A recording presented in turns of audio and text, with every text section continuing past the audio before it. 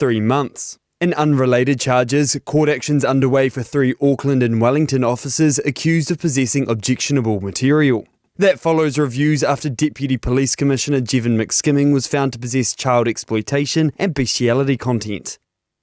Health officials in the Democratic Republic of Congo are calling for more help in the fight against Ebola. At least 100 people have died of the virus and confirmed cases climb well over 600. Authorities on the ground are concerned the outbreak has become a game of catch-up, with the disease possibly going undetected for some time. Doctors Without Borders coordinator Dr. Sean Ndong says support and resources are needed. The laboratory capacities are not enough. The government is trying to scale up, but we are not there yet. We still have a long way to go. The Asthma and Respiratory Foundation says Pharmac should fund Beyfortus RSV vaccine, still not approved in New Zealand. More than 1,500 children were admitted to hospital with influenza, pneumonia and RSV last year. Foundation head Letitia Harding says the severity of the illness pressures more than hospitals. There's numerous studies showing that for parents whose children are hospitalised with RSV, a third are taking up to a week off. Many are taking 2 weeks off. So you've got that on-flow. A push for Wellington City Council to rethink its city centre, with the latest forecast on the Golden Mile project at $220 million. That's a world away from the earlier $139 million, and reviews warned more blowouts are possible. It aims to deliver major pedestrian, cycling and public transport upgrades. Deputy Mayor Ben McNulty says the council needs to look at ways to do things differently. And that's news. To sport and boxing, New Zealand President Josh Wharahinga is trying to push on amid an ongoing review into the sport's national body and head coach. 7 fighters have been selected for the Commonwealth Games in Glasgow starting next month, but it's understood multiple athletes pulled out of contention as the Sport Integrity Commission probes Boxing NZ over complaints about head coach Billy Meehan. Wharahinga says he's committed to supporting those chosen. We've just rolled ahead with what we've got in front of us. You can only do what you can do with the people that have put themselves up for selection. South Korea has joined Mexico as the opening day winners at football's World Cup in North America. And the Socceroos haven't kicked a ball at the global tournament yet, but head coach Tony Popovich has had his contract extended through to the 2027 Asian Cup. And that's sport. I'm Wendy Petrie. Radio Samoa.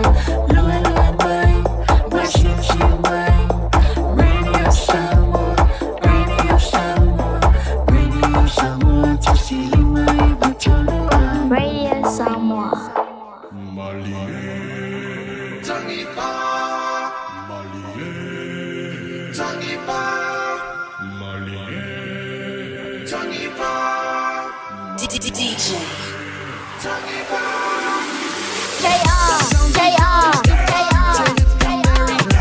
Come down and see what Samoa, watch them sway about. And this the party with Samoa. So come on, get ready to see what do you want some more.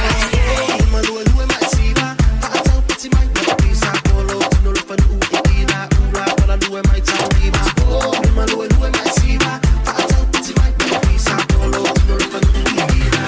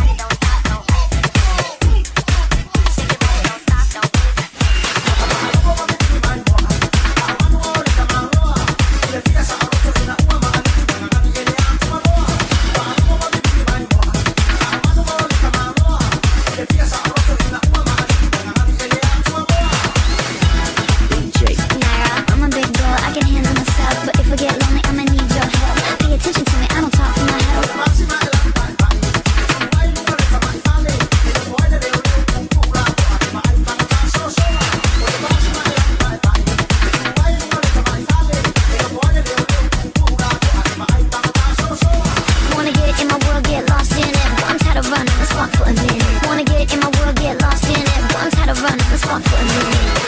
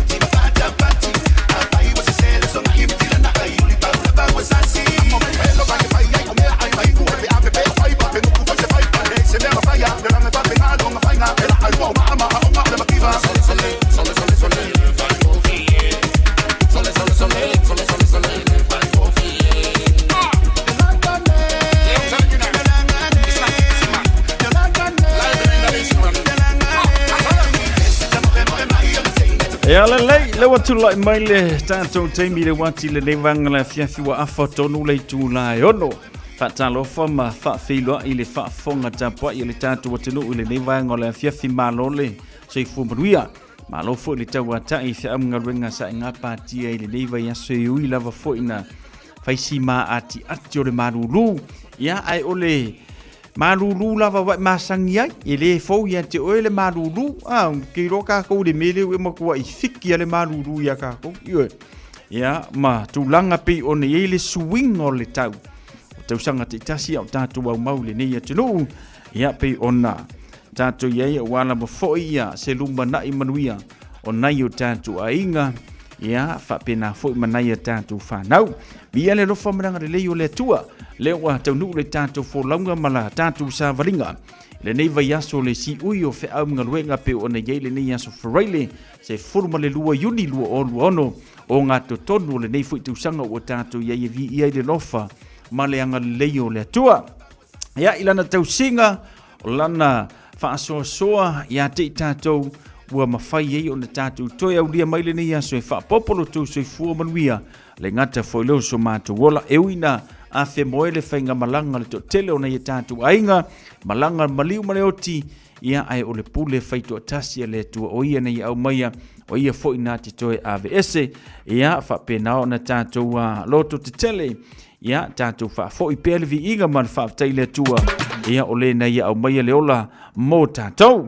Ia whatalo whatu lava ma le whanalo, malo le soifu monuia, manatu sa anga le leile tua i au malo longa, ia la tau sa whiangai ma mano longo le nei aso, manatu fo i sa anga le leile tua, ia au whi au maunga luenga pe o nei ai le whai ungo le nei vai aso, wha moe fo i e le isa ve ue se si lo fi le mu, o lo fo i kako o le a lava le me le lei, e sa ve u lo fo i se kangaka lo fi le mu, ia o kako koko walu i lunga,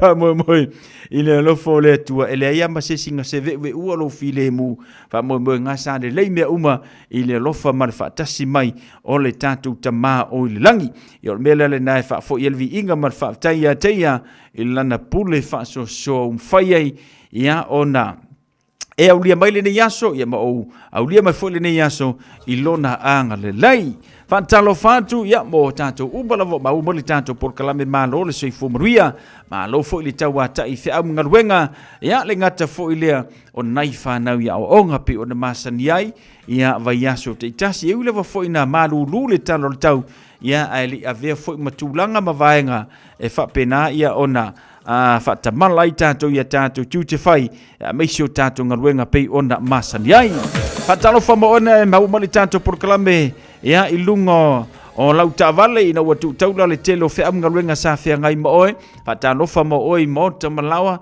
fatanofa mo oe so sia tunu o le nei lan langi lo fa fonga mai ai meise le tantu tunu o Samoa tasi o no tesi maritasi ia le numero le nao le leitio i Samoa fa pena e mau mai le tantu fa salalaunga male tautua le radio Samoa se furulima iva tolu mo lungo le tanto Facebook page male tanto YouTube channel fantalo fanti leva man fa lo malo le sifu manuia manato manuia oto ile lofa maleanga le leio le tua ia au tanto ia i nei atunu ave mo tanto atunu lo na lua ia wa ia sa ilinga manuia mo na yo tanto ainga Fatalo fatu sina leo lunga le tanto YouTube channel fa wina Danielu se fu maruia leo lua ia li Luisa fui mono ayu tan lofa Fatalo fatu foi le tanto por kalame le nevanga la fiafi petelo papali so fu maruia mafuta mai Hawaii tan lofa lava manatu na maruia o tu le lofa malanga le leo le tu a los furono minute tani tu lai fitu Amen. Let's go.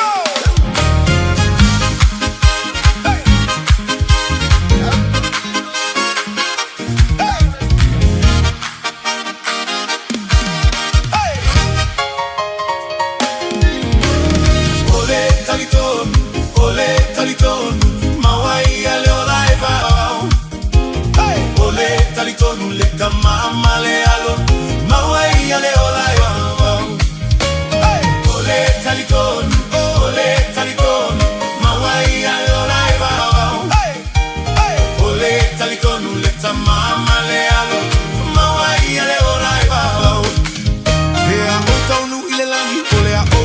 savali ai. Ile ola e fava vau. Matendo fama lo faula. Fapale akule pale ole ola. Ile ola e fava vau. Vea uta unu ile langi. Ole a o savali ai. Ile ola e fava vau. Matendo fama lo faula. Fapale akule pale ole ola. Ile ola e fava vau. Toi a fio mai. Hallelujah. Toi a fio mai. Yes, toi a fio mai. Hallelujah. Oh, toi a fio mai. Yes, toi a fio mai. Hallelujah. Toi a fio mai. Yes. Oh, ma. Tawatile la lolangi. Toi a fio mai. Yes. Oh, te tautino atu. Male fama oni. Toi a fio mai. Yes. Oh, ma. Tawatile la lolangi. Toi a fio mai. Yes. Oh, yole atua. Faiva vega. Oh, yole atua. Faiva vega. Matago fie. Faiva vega. Oh, yole atua. Faiva vega. Hey, he is a miracle working God. He is a miracle working God. He is a wonder. He is a miracle. Hey, he is a miracle working God. Hey, anganga wa awina mai. Hey, anganga wa awina mai. Talia ete ola ai. Le anganga wa awina mai. Le anganga paya. Hey. Le anganga. Hey, hey, hey, hey. Apio Yesu le langi. Awina mai. Bailana polo ai. Awale tua. Jerusalema. Seia e maua. Na tauoloa. Failana ngaluenga. Oia ole atua faiva vega. Oia ole atua faiva vega. E matago fie. E faiva vega. Oia ole atua faiva vega. He's a miracle working God. He's a miracle working God. He's a wonder. He's a miracle. He's a miracle working God. Yanganga wa awina mai. Yanganga wa awina mai. Talia ete olai. Yanganga wa awina mai. Yanganga paya. Yanganga wa awina mai. Uafio Yesu le langi. Awina mai lana polo ai. Awale tua Jerusalema seia. Ema wale anganga paya. Na tauoloa. Failana ngaluenga. Le wanga watonu mai. Fama nuyaga ua sasa amai. Wawitila ile fana wale atua. Oena lulue ile fatwa tua. Taliane. Seia e maua ie. Ole talitonu. Ole talitonu. Mawe ia lola e fava vau. Ole talitonu leta mama lealo. Mawe ia lola e fava vau. When the saints go marching in. Oh, when the saints go marching in. Oh, I want to be in that number. Oh, when the saints go marching in. Pe anga solo. Le au paia. Pe anga solo. Le au paia. Ute fi ai ai. Ilena solo. Pe anga solo. Le au paia. Ute fi ai ai. Ilena solo. Pe anga solo. Le au paia. Ute fi ai ai. Ilena solo. Pe anga solo. Le au paia. Gynecological cancers can be silent. You shouldn't be. Learn more by visiting thepowerofknowing.co.nz. If you're unsure or concerned, speak to your healthcare professional. E le te tau ia oe una nā tia a fianga o le ka nesa o tutonga sa o te mai tai. Mo le sila fia atili, Hasiasi le powerofknowing.co.nz. A whai o e popole pe le mautinoa, tala noe lau fumai. GlaxoSmithKline New Zealand Limited, Auckland. O le porokala me o le ngā ngaifo whaiva malei a taua savea I lunga o le Radio Samoa. Ua mawhai o na awi nātu ona o le fesosori mai o le Pacific Specialist Healthcare. Ma le tonga fitia o le ngase ngase o le fatu. Ma le ngase ngase o le kanesa I whale ma I lua I Nandi Masuva. I le atunu o fiti. Asia siane I le upenga tawhai langi. Pacific Specialist Healthcare. psh.com.fj. O le porokala me o le ngā ngaifo whaiva malei a taua savea I lunga o le Radio Samoa. Ua mawhai o na awi nātu ona o le fesosori mai o le Pacific Specialist Healthcare. Ma le tonga fitia o le ngase ngase o le fatu. Ma le ngase ngase o le kanesa I whale ma I lua I Nandi Masuva. I le atunu o fiti. Asia siane I le upenga tawhai langi. Pacific Specialist Healthcare. psh.com.fj. Te alofa Samoa o Mr. Cowboy Lenny. Whaafafonga ma mai mo mai pea I le Radio Samoa. Yeehaw! Se tato poklame ia I le tulanga pe ona ia I le tanto reporti mo oilungo le tanto wala pe fa pe ona te poloka dunga la wala ina o manavanga ruengo le nei so freile ia la tau mano le unsai. So se vaenga lungo la wala lo fa pe nana e uia fai le mula usa mai te watu.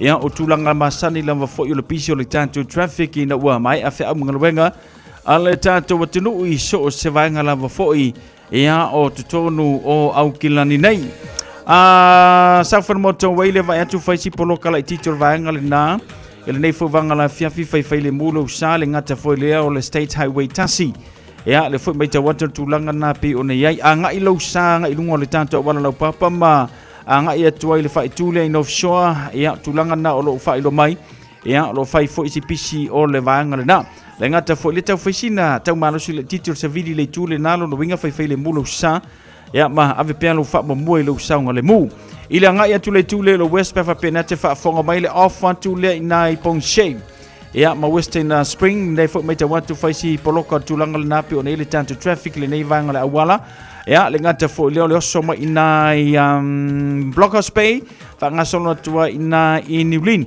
ia ma nga ek tua Glen Eder Causton ia ma tulanga na pe o nei na fa itu o lo fai fo si poloka o le vanga nei le off ramle mai I Mount Wellington fa ngasono tua ina Silver Park le ngata fo le ia o nai Penrose fa pe nai mti ai o le fai tule na lo fai lo mai ia o le fai si poloka I o le nei fo ia fiafi angai mai amato nei manukau le ngata fle manroa le si le vanga tele na poloka a fiafi titasi le vale o takanini le ngata flo le angai ak tu papakura ia a fa pena tanga ia tu fai tule na fai le mulo sa ia pe ona masan yai nisi vanga pe ona yele malanga mai le malava le fa ngasolo mai amato nei papato le ngata flo manukau ia o tulanga masani pe ona yele tanto reporti o le nei fo ia fiafi mana tua va ile saunga le mu le tanto moli le ngata fo leon sa fa tapula ina ia lo na fo ia kema a leo so se vainga ia tu matai la to ave sa mau toile na tu sala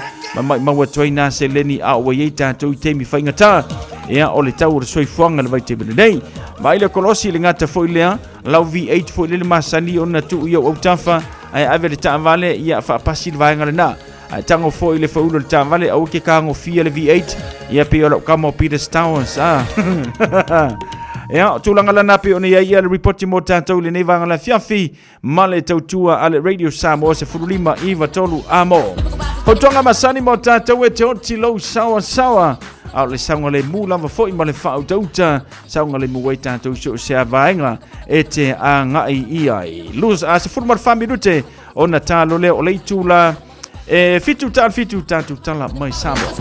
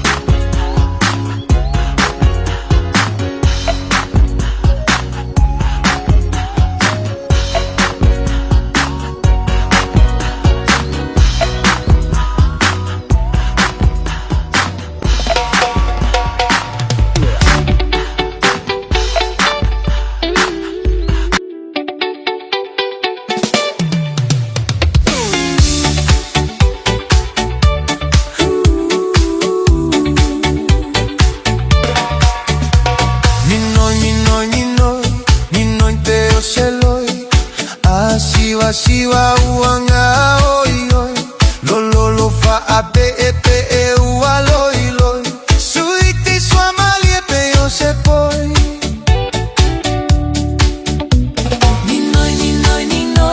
Ninoi pe yo se loi. Asiwa uanga oi oi. Lolo fa ape epe e ua loi loi. Suiti sua malie pe yo se poi.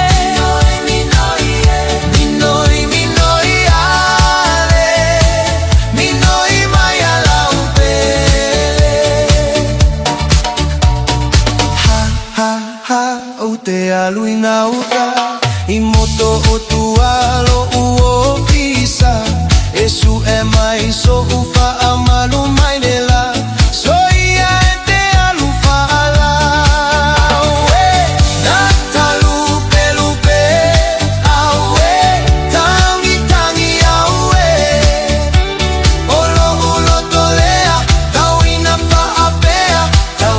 fa apele pele minoi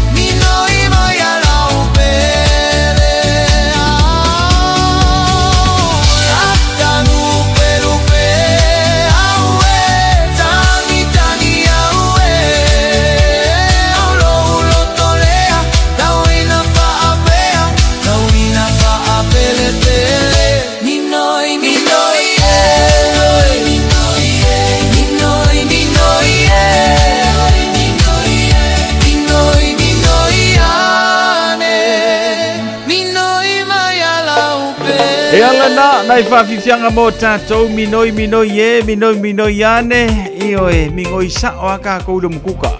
Ne leile ngai umangenga mingoi a ngai maa ongaru mangawa. Le wai ei tātou whai ungole ni vai aso ia sa o le me ka kou ke mingoi ai i oe. Alo vatu tionti si lanta au tali whaatasi mai le ni vangala fiafi pa fawina tania lumano se fumunuia.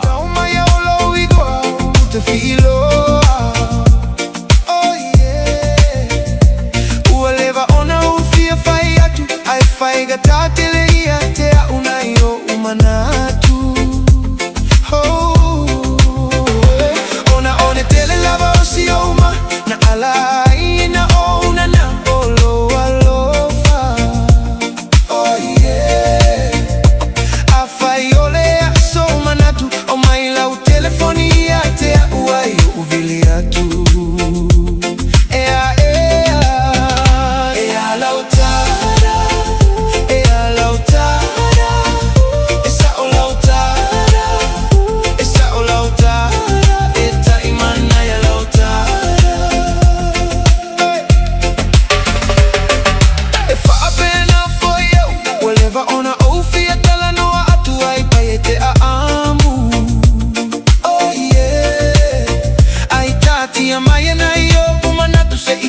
e sue atu so avanoa ai toe kau atu. Oh yeah. E ua o ile lagi lo oli oli, masalo o ila bausi o tofi o lau talamoni.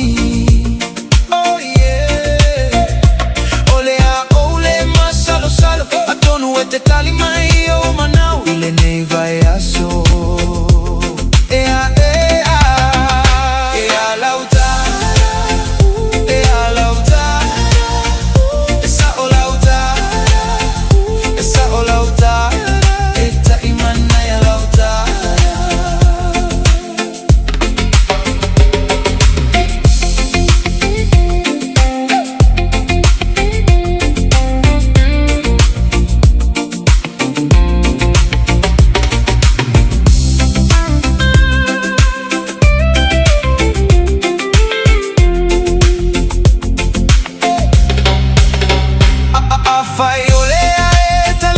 Teleto laula petoi lupia ole ata atia. Oh yeah. Ai a fai foi ole asotala. Ai o ya tu ile mala mala masa upua. Oh yeah. Oh you au ki ai no male mea o ke lei fai a lava o se mea fa pe taluona o ola. Oh yeah. Ai ko suilo fauga, ai fa auma ai loa malekisi ai ka sosora. Io e alautara, e alautara, e sa o lautara, e sa o lautara, e ta imana e alautara.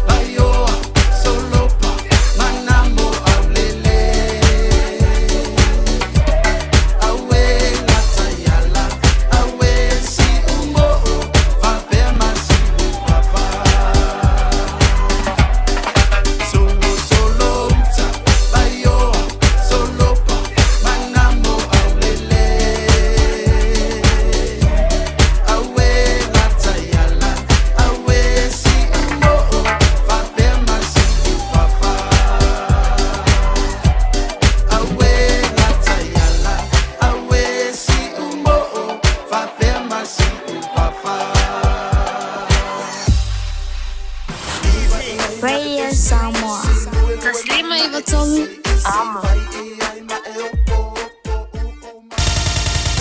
Usi mai ala whaafofonga o le whaapoponga fo ele nei o talafau mai Samoa. Awina sa mai mo oe e lau leiti o whalongolongo le Radio Samoa. Tasilima iwa tolu amo. O te whatalofo o tātou o tunu o le tauarunga o le ngā ruenga o le nei vā yaso o tala mai Samoa.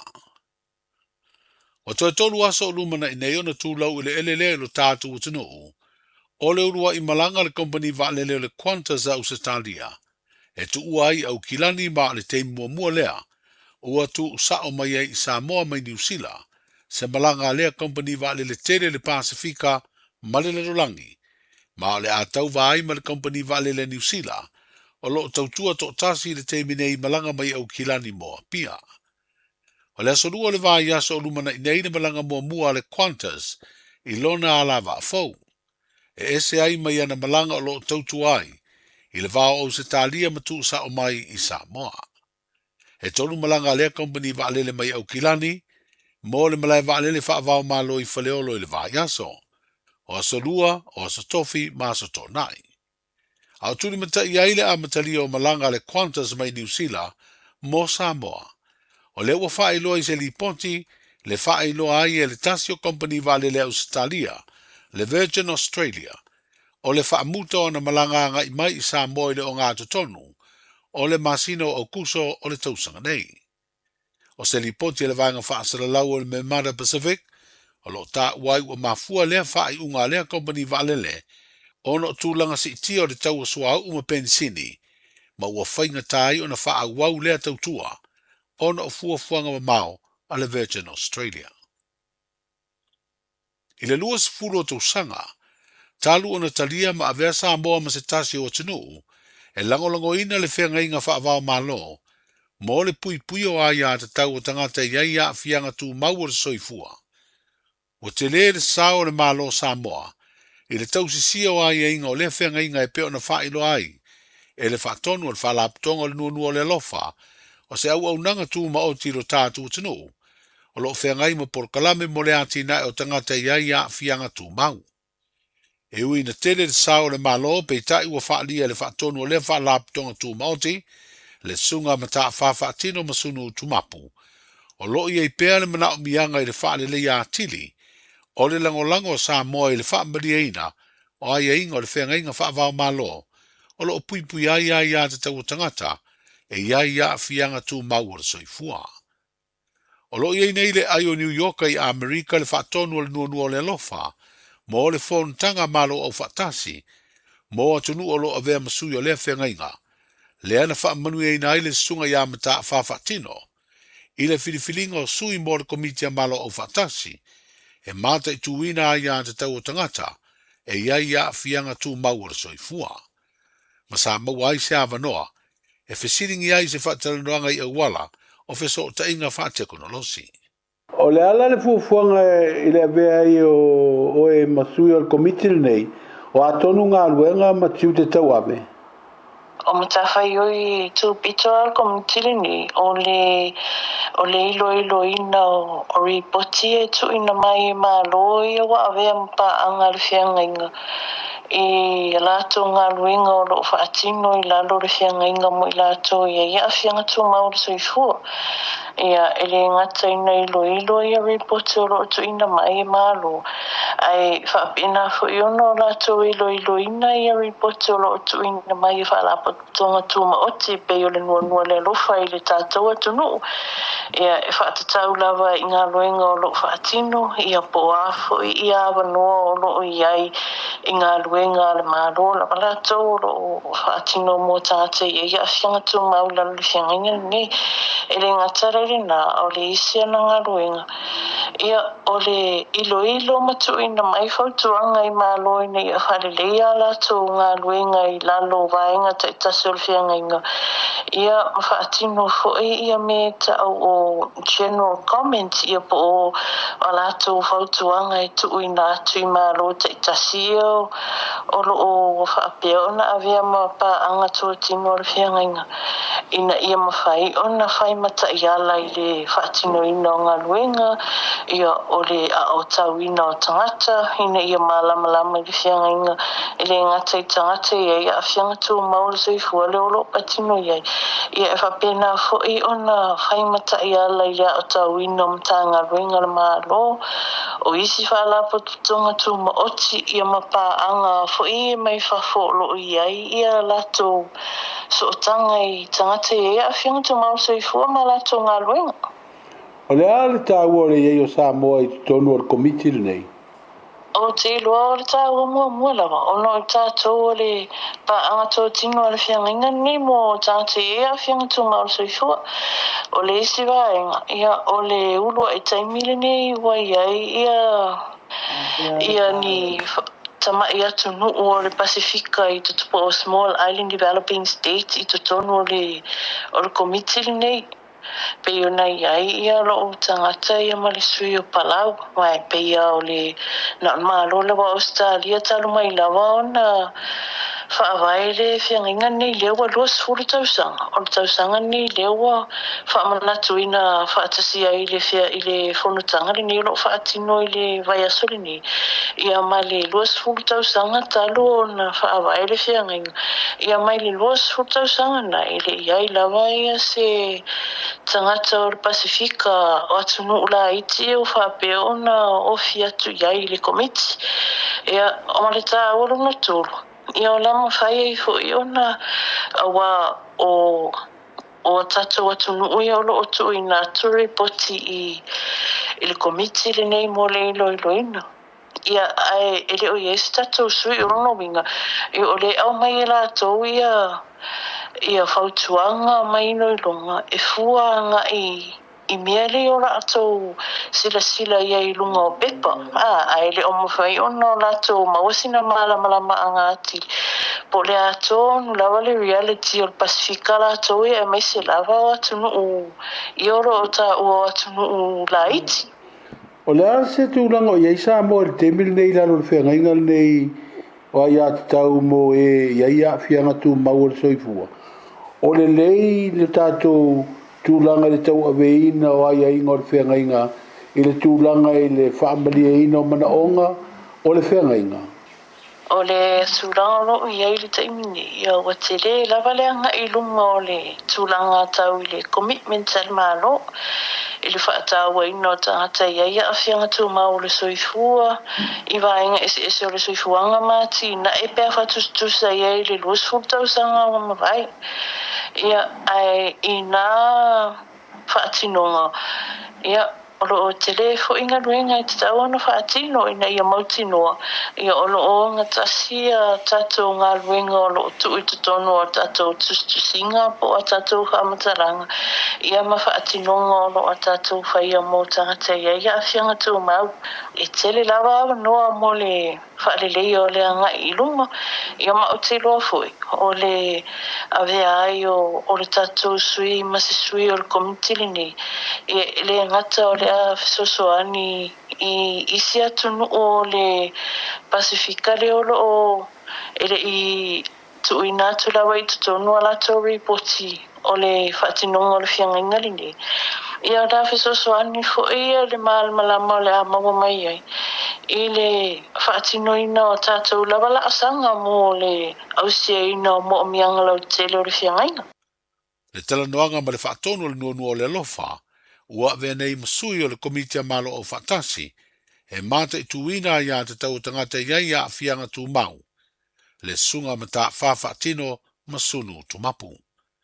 O le whontanga i New York i Amerika o lo teita iai le usunga whono Samoa ele min star mta ngā luenga o tina mta mai tai a tina e o fio anga maanga whaso tai le fio ngā moe wha wo Julius a kuita funai.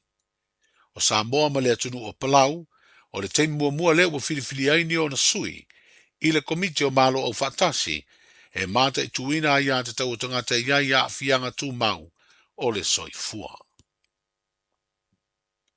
O le asfareino le vai aso nei le aso se furulua o Iuni wa atoa iai le salauma le lua tausanga talu na whaatuina le kolisio a vele vai lima. O le atoanga o ia tausanga i tele Wa whaamanatu whaatasi fo i le kolisi, ma le tolu se furu tausanga wa atoa, i le tausanga le nei, talu ona talia le uru fale atu o tama itai, e au au ina i tutonu le kolisi o avele, talu mai le tausanga yafe i visalau i vaono. Se isi leo matati ana ausia leo kolisi le malo, i le taimi o le uru wa i tama itai sa avea mapule, le wharetua ia a inga po asa e sera, wa malo loli i taia mai le ngā ruenga whaafaya onga, na tautua ai le malo ma le atunuu i le tele o tausanga. E kolu lava a pe o avaku. Ngai malama e ko kele kai. A ole atua. A avele. A inga. O avele ole a inga ole atua. Me ale a alo mai ele a inga ole atua. Se yo wala au ile atua. Fa pe na ona fa amanu ele tolu se kulu tau sanga taluna fa tamai tai ya fa pe foi mal se lau mal lua tau sanga taluna fa vai o avele ole a onga sa fa pe na ona o ngai lo tua a fa pe nga ona ola ka kalu ma ukula e mai ai ko ole a onga le ole a kua loi kua ko me uma ya tama fa tai te le lava mol fa tailo lo fa tailo nga le po launga avele mai la vale amatanga e o mai le nei taimi fa taimi o malava e fa tino ina na e galue ina me uma mal manuia sa talo e fa pena e fa manuia tama ita i o malava sa e au mai avele o fa fine a mastadia e fa manuia nga i tono fa apea fo e au fa nau mai la vale amatanga le fa vai ina avele i se ia o mai le tau sanga o se lau male lua tama wala au ia te oi ia fa pe na ona to fa wa ifo fa manianga ia manu ia fo launga le puatau nofo ia vi ia oi me uma your name be richly glorified in everything they do in your mighty name Jesus I pray amen. Se finangalo fa alia i lunga o penga ta fa ilangi e kolisi, mai le wharetua ia a inga poasa e sera. O ia le urua i pule tama itai i kolisi o avele, na fina wina le uru whare atu o tama itai, e a o wina whaatasi ma le tu pāwa lii, a o aveai o ia ma pule o lea kolisi. O lo wha manatu le kolisi lo na se lau ma le lua tau sanga, wha pere tau se furu tau sanga talu na taria tama itai i tutono le kolisi, e ala i se porkalame ua wha ingoa ina, o le olo a manu o palolo mua. O lo whaatino ai le porkalame ua au pe au tu i le fesili, po se ase mea ua uina le kolisi mo alo ma whanau o Samoa. O le asauno ai fo i le urua i pule tama itai, whapele urua i tama itai a onga sa avea mata i tai ulu, po le head curl. O le lau mua le kolisi o lo whaanga solo ai lea porkalame. O whailo le au masi a Samoa i ta longa malo le tau pulenga, o le awhaia le ayo klasiko i Skotilani Peretania i le masina fowo i ulai. Ma ua whailo ai fo i masuia le au ta alo le tunuu o le a tau veina le fu a Samoa i le sauninga i te talaia ta longa whaavao malo. O le tamaita i a Uniara si paia, ma le alio sanele mao, i le au ta alo mai le ta longa si ua mea mafa, o le a tau veina le tanga vai o Samoa. O le sui o le au masi i ta longa a Feneti, o ia leo le a ave fua mo le sauninga, e tāpuni ai ia ta longa. Ai o le au malanga a toa au fia i le au ta alo e to lua sfutasi, ma i lātou o whaia onga ma le pūlenga, e fās furu ma le whā. E lima ta longa le a tau sinio ai Samoa, o le ta longa a Feneti, ta longa si ua me mafa, ta longa o le au, ta longa o le judo va pele ta longa fai pele. O le whaalawilo ino le au ta alo le tunu na whaelo ai e le Palestine. O le whaalaptonga o ta longa Samoa le Cessnock, le fionga tu au Pepe Jerry Woolworth. O se furu toru ta longa malo le tau pulenga o tau sinio ai au masi e Samoa. Talu mai le tau sanga e afe se lau fitu wha, na urua i uru whale atuai ia ta longa. O pine ua manu malo ai Samoa, talu ia ta longa e ono auro, se furu lua siliva, ma le se furu ma le tasi pine apa me mea. O lo saufa i nei Samoa e le tūlanga lua se furu ma le tolu, ma i lau fa inga fitu se furu whaua tunuu, o malo le tau pulenga lo tau sini o, ia ta longa whawa malo. O le aso lua sfutolu i ulai a matai ia ta longa, ma le wha moe mai a, i le aso lua o le masina o au kuso. Manuia le wha ingo le vai aso le tātou putino o, soifu. Pui pui lo a inga i le tau malulu, au e te whaatali. Whaatonu nei loa lo tu i fulu, a whai ngono li mau tau sanga pe o vatu, pe maua o e singa se tu mau, mai tanga, po o maua fo iso walo i singa se tau manawa. E ma whai o na whai e fua lo tu i fulu, tanga iane i le upenga te whai langi, bookmyvaccine.health.nz, e vave to e whai ngō fie, mō whawhesili manisi whamtalanga, really mai le vaccination helpline, o valu se lau, lua valu lua iwa lua ono, o valu se lau, lua valu lua iwa lua ono, po o le fono, o valu se lau, tolu ono ono, ono wha valu, o valu se lau, tolu ono ono, ono wha valu. E siri le poipuia na i loa le tonga fitia. Whai nei loa lau tui ar fulu. Lena, whailo tui ar fulu manu o moro of no le teimi ele i asa ia le sawar kama. Aso na nafi e whapena fwetela tu na nafi le sa fie tātou le ono. Le maloso le malulu ia pe ona ye tātou. Ia pete iano le so le vai atu ia lo plasi mai le malulu mo tātou le so sfumar 4 degree. No winga la ele o tau malulu tili ia la malulu mo nei te mama nei tina. O mwhai ona whafonga le tātou tinu. Ia e le whapopongo le tātou porklame pe ona ia tātou le nei fuivanga le fiafi. Ia o le toe whaasalawino a tātou tala mai Samoa pe ona saria mafonga natu le to fa utanga vai tipi utanga vai I lona whapoponga masani pe ona ia le whai ungo neva yaso ia atoe football le nei yaso wharaile. Ia manatu leisio na tātou tala mai Samoa I lona toe whaasalawina pe a tātou waulia le tālu valu le tālu le sunga fuar veaso asau. Ole a mawhaina te moa sesio na whapoponga o a tātou tala mai Samoa pe a tusa I le ola malamalosi mai le tua. Ole tātou se atu le tātou tala o le tau, ia brangata I whalo le tātou tenua, mai sira kalena whainga whaiva, ia ona whainga solo e whaero le tātou porkala me pe ona ia le nevanga la fia. Tala o tambo tātou le so, ia whabawina, hele ofisa wa ai tau I au kilani, ia wala wafo ia porkala me whainga solo, mo le tātou tenua I le nefuvanga ole a fiafi le ngata whuilea, ia o le tātou tautua pe ona iai. Malulu whaturangaina mo le so se fulu ma le whatikiri ia ma le se fulu ma le iwa.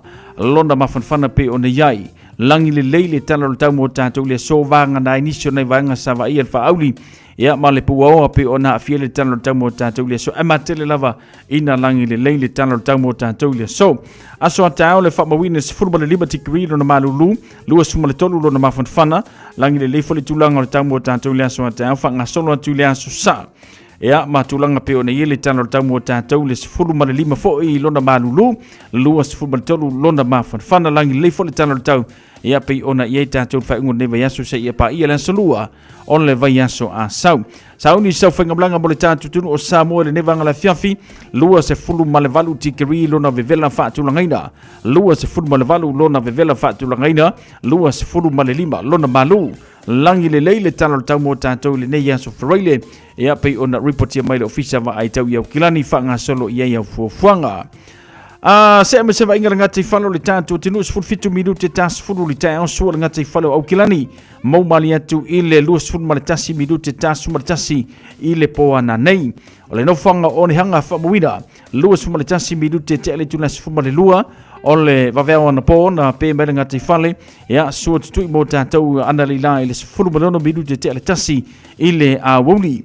O mātou nei manu kau het sa valu minute te asfuru male lua, pe le ngati whale lua sumale tolu minute I le tula tasi I le awauli ana le lana te sua mele ngati whale mo manu kau.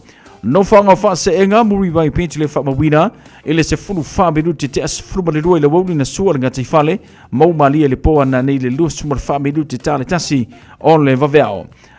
Kalena o whainga whaiva le wha ilo mai mo tātou langi leile so wha pena tai au, aso sa aso ngofua se ia pa ia la so lua o le vai aso asau ia o tūlanga na pe o nei le langi le leo ngati whalo le tātou tiru ia pe o nei iai ia le nei fuivanga le fiafi o le tūlanga na pe o nei le tātou tala o le tau ngati whalo le tātou tiru markalena o whainga whaiva whaanga solo ia ia fufuanga mo le whaiunga o le nei vai aso.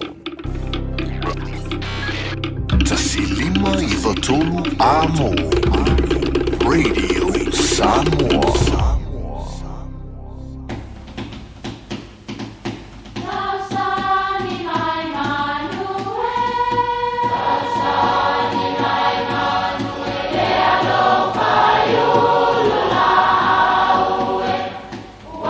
E o whanga manu I ululu o la au, awa e whawhanga I funga o la au.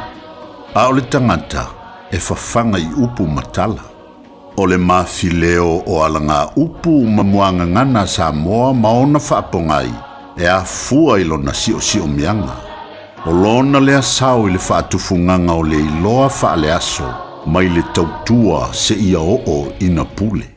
O alanga upu mamuanga ngana, ua lanto mamanuina le tō whamanino a Samoa, manatua foi, e tāo fitau muli le atunu.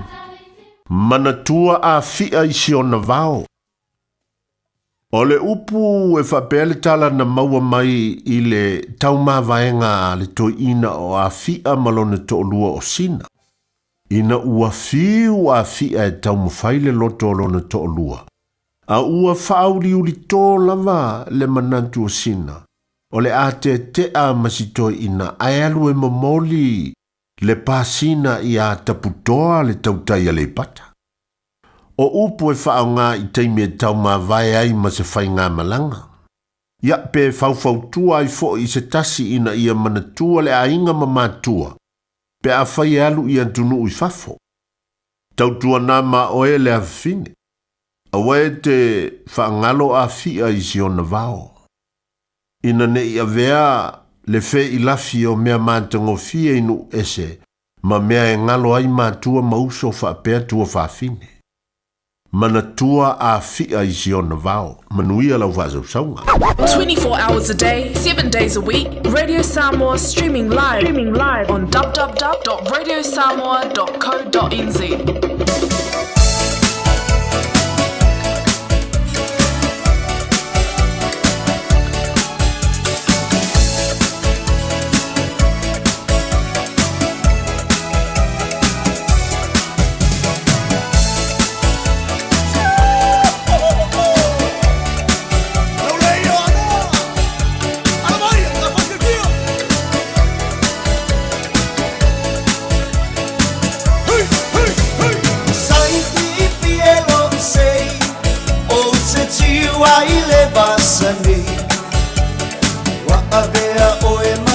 Mitanga ilo uananga ya Samoana e pele oe ia sea male manawa na ya panawa sai pie o te te umaru o ilo ufasu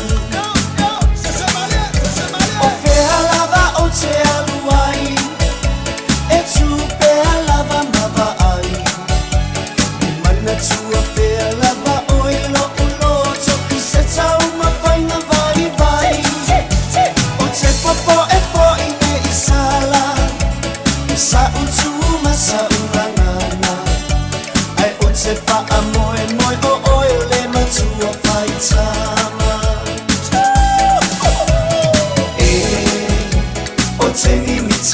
sai ilo ingoa o se tau ave oe waolo upa asino manga si o one pae pae malo vai e pei ole aisa ae fa a paulo ele maunga ole atua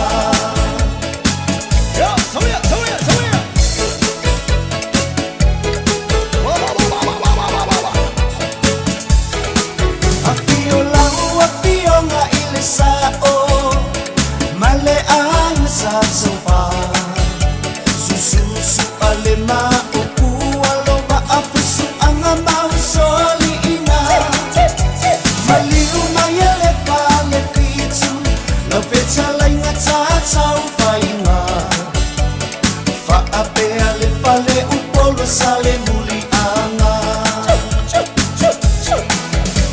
Elenga lo lava ileanga O au na ale tua Kalebele I matau sunu o lo lulu e ile la mosa Le ilua mama tau aina E kale sia mamona Le apana male asofitu Fia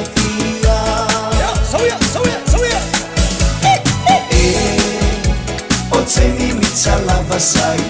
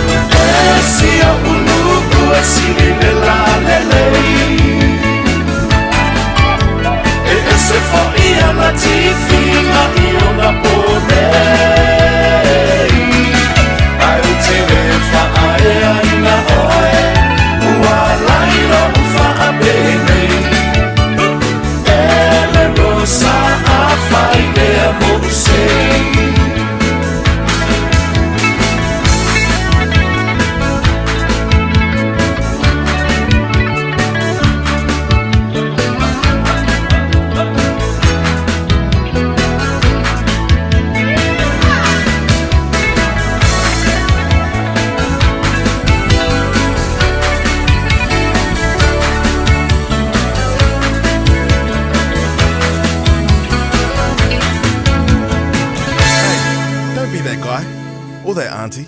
Ignoring a sore throat? This isn't just some drinks and lemon tea in your sweet situation. Untreated sore throats can lead to rheumatic fever. Nobody wants that for their family, eh? Go get your Pepe's sore throats checked at your GP, school nurse, or pharmacy. It's quick, easy, and most importantly, free. So come on, whānau. This summer, take care of your tamariki. Get it checked and get it treated. For more info, hit us up on socials at Stop Sore Throats or visit stopsorethroats.nz.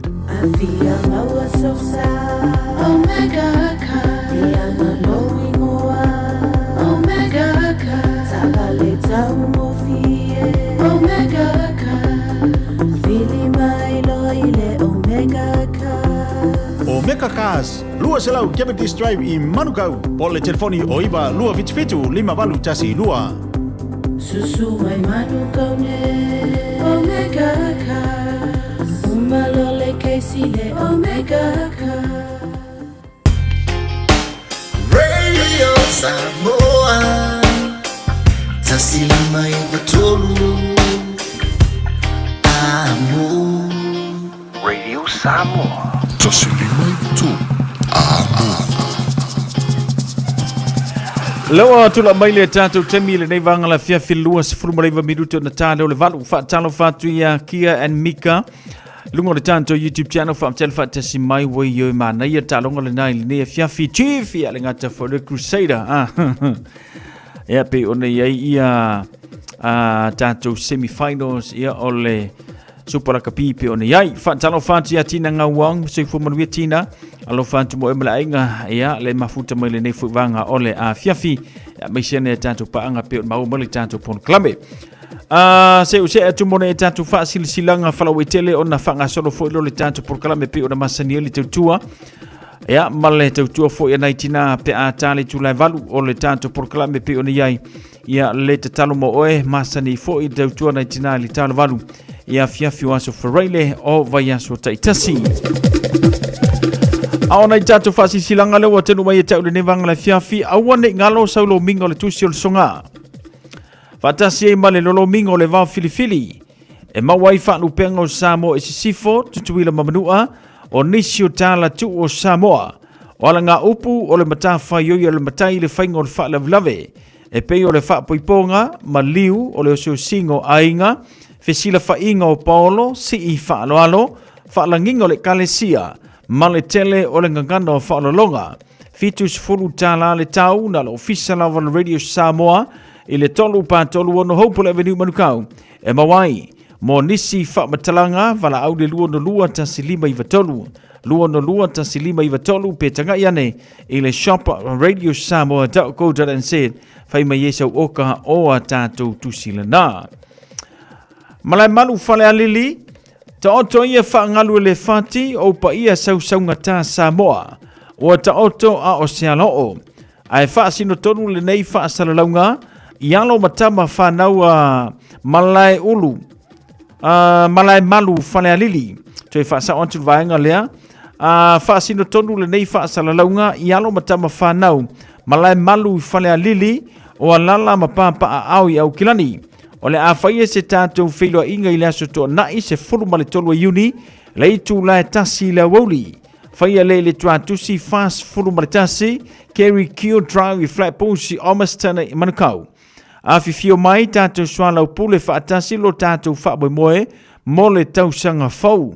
Whaafiso tai mele numero le olua lua, whaafituiva, ono lua 5 fitu.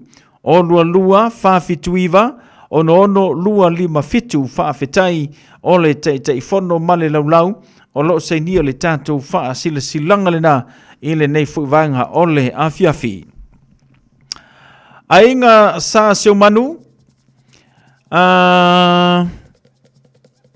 ainga seo manu I le awa ma le whaaloalo ua langa I se manatu o le nei ainga o nofo ma matai ainga sa seo manu na tau puleina. E whaatau nuu I le masino iulai lua o luono. Ua whailo atu ua toloina le nei wha moe moe. Mo le masino te sema I le aso sfurumreiva lua o luono. Tātou ainga uma o lo alala I New Zealand, Samoa, Ausitalia, Manisia tunuu. Ua le o nofo masao whai pei o na talanoina mo iulai. Ai ua toloa ina mo le masina pe ona ta ua ia te sema mo lo o tausi la fia. Whaafetai, o lo o sainia le nei whaasalaunga le sao le ainga, seu manu, tina ia seu manu, ana teni, seu manu la faele, seu manu Ioane Wikilithi, Ioane Tusani, seu manu Vaosea a Chong, ti a whaafetai a Chong, ti a Sione le tolu, Ioane lei a taua, fonoia a ta whaonga, whamuina pelesi, seu manu whaawila, ma ongo tia ta losanga, o ila tau o loo sainia le tātou wha silsilanga, ile nei fuivaenga ole a fiafi. Mole mamalo matua ole unite vaia i Seton Parker School, ole a ta oto ia upa ia mamamalu Samoa, ono upa ia ua umona tofi, ai wha sila atu ili awa tele ma le wha aloalo e tatawai, ole a whaia le tātou fono, na o matua e malanga o la tu walo i Samoa aso tofi se furu mare tasi wa umara le fongorenga waso nafi la sa fele tatu furu tanga na ia ilava ma le fa lolo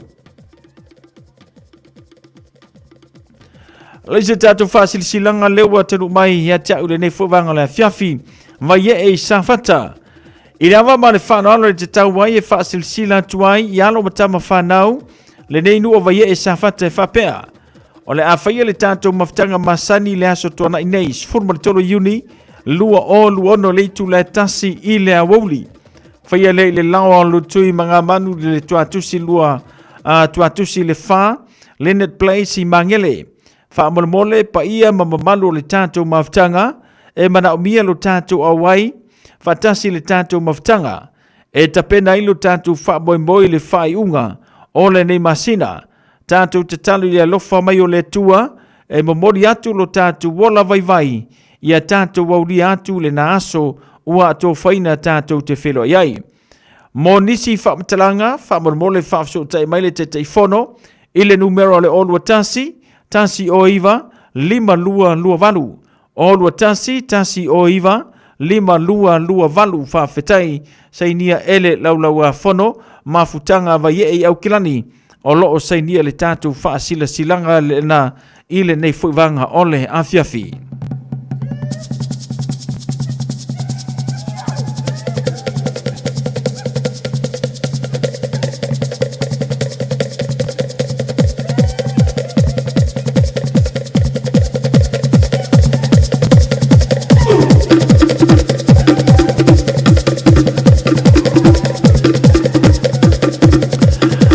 Eo, talona paula nane tātou whasilanga lewa tanu mei ta ule nei foi a fiafi male tau tua le Radio Samoa se furulima i vatolu amo.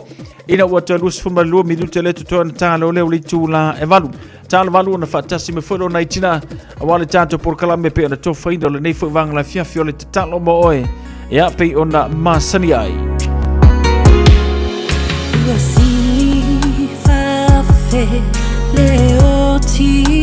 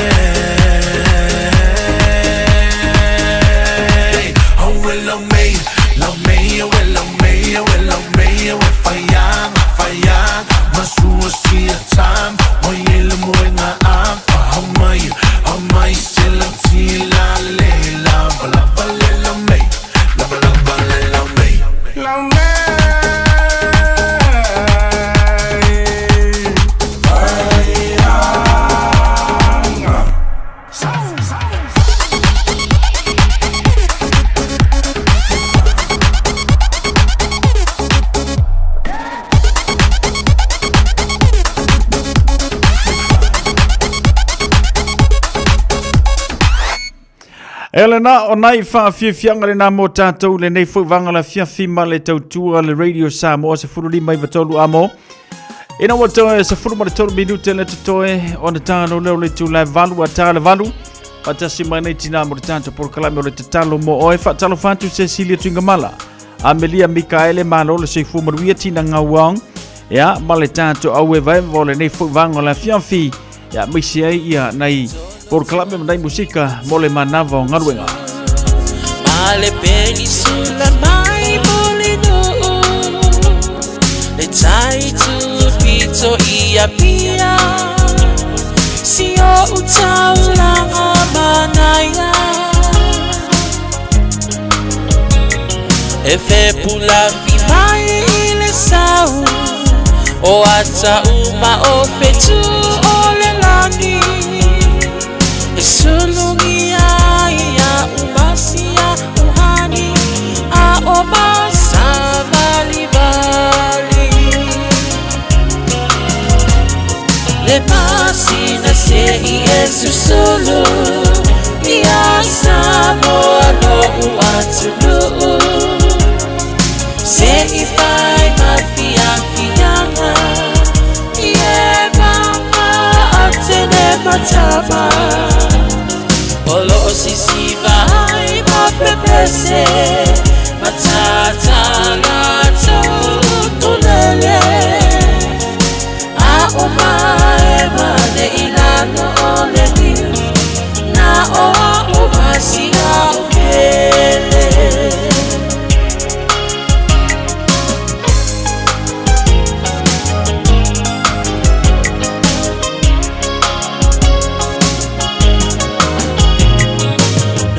Nofo ifanga pei Lesi tau langa o sabone Ai mana tua pea o upolu Ole ingole osu o motu Ele mawhai nama o nangalo Le tape mali o mai singano Nofo ai tine matama yunga lona awala lau papa Le pasina se Yesu solo Ya Samoa lo uatulu Se ifai mafia fianga Ye mama atene matama Olo sisi vai ma pepese matata na tulele a omae mane ilano ole ni na o umasia ubele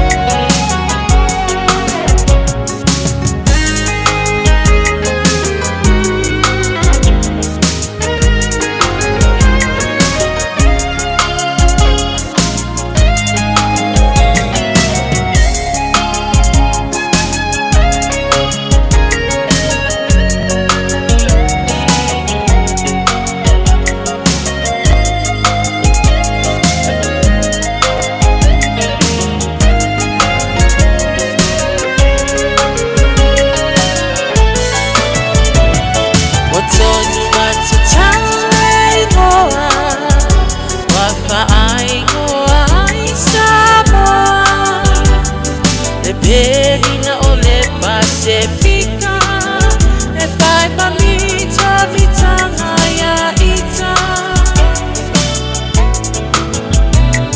Wafa apea ona lawiloa Ile lalo langi atoa Walai ona to atele le au maimo ia Samoa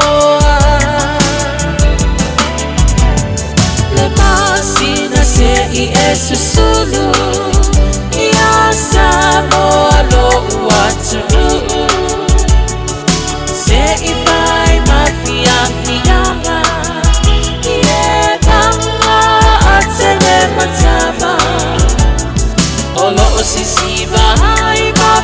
se Matatala Tokulele A umae mane ilalo ole diu Na o umasia upele A umae mane ilalo ole diu Na o umasia upele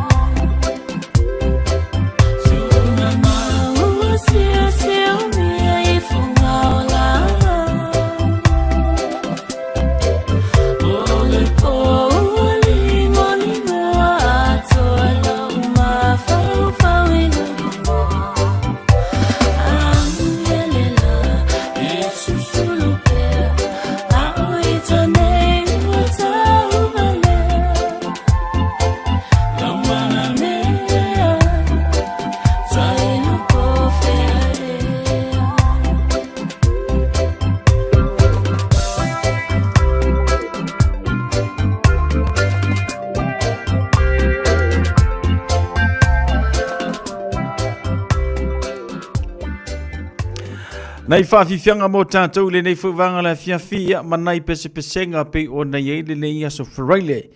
Ia, ma le pese le nā sa o Savanwali wa toi langi na mai. Ia, e le au whai pese ia a le vai ana le rina a records ia mai au sitalia. Ia, o le pese ma le penino ti a whau pe o na masani le tātou tenu. Te whatalo whatu mona i tātou wō, mona i paanga pe o na maua mai le tātou por kalambe. Ia pe o na masani ele nei vaenga o le aso wharaile. 2 minute le tutoi. O na tāle o le itu la e walu. A tāle tu la e walu ia o na whaatasi mai fo i leo na itina. Ia a wale tātou por kalame pe o na masani ai. Le tatalo mo oe. Ia pe o na masani ele lantu tau tua. Lono winga, ia no fo tāpena, no fo sauni mai. E iso mana o ngai ala le tatalo. O le amau le tātou a wanoa pe atala le tātou leina. Ile mai ayu stanto fa malosi mele fiong pa ia le tua e atea le tu la malu.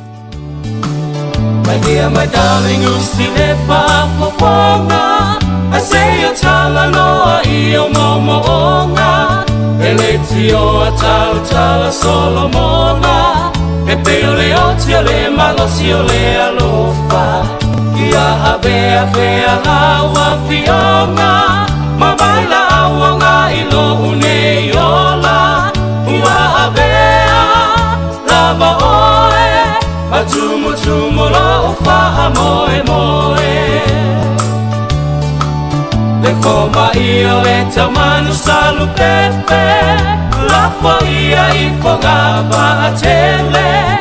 Kalue oe mole malo meleke. Ai o fasanga I le fe au lau tele. O le tula fono a le ke o me teri. To ese le tutusa e le tutusa. A fai e to ese a tu fai mai e le tutusa. E sili la o na fa a uma. O ata upu e o le amasua. Ai o te fa atali pea I se fua. O te popole pea o mana tua. Le ina na sunga se si au tupua. Baby oe o le ula e se tua. E tale tupa e fai o lona lua. Awe I tae manua mao. Ile ngā luna o na whaafua.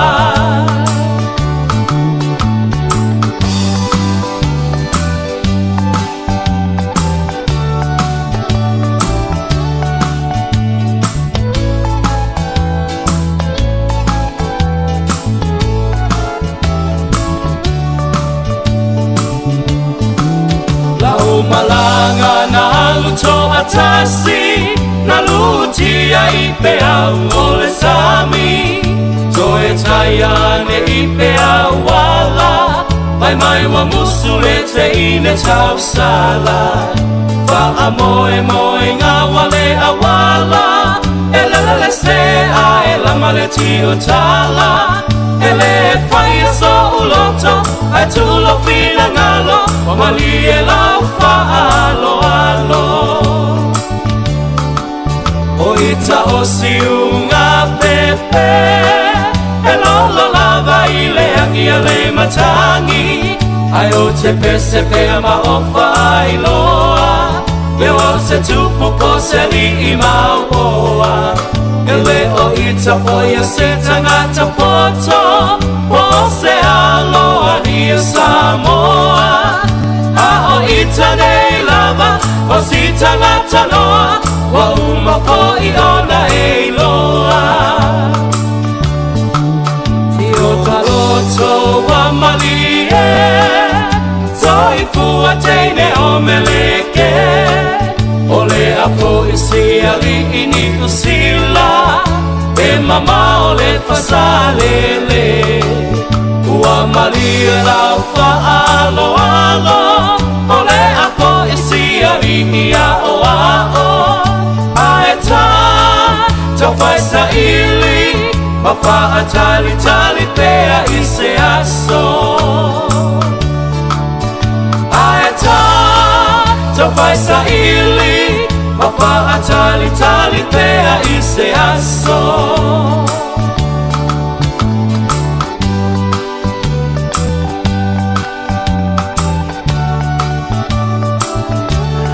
Si fonga maleo le tina ya laina lawai o ila fo ina fa ilangi le fo launga ya ai mana tua lava le mata ngo fio si fonga fa tasi mana fa pese pole fa ile le RSA ina walua minute le wate ale tu la van fa tasi mai nai tina wale tanto por kalame ole tatalo mo oi no winga ya sa mbali tanto laina pe mawalo wa vandoa ye fo isinga singa se e ya fiai fia mawai se tatalo fa malolonga o le amaua loua vanoa pe amaia le tātou whamalosi mai le fionga pa ia le tua le mele usimai e whaafonga sa paponga le tātou porkalame o le tatalo mo oe.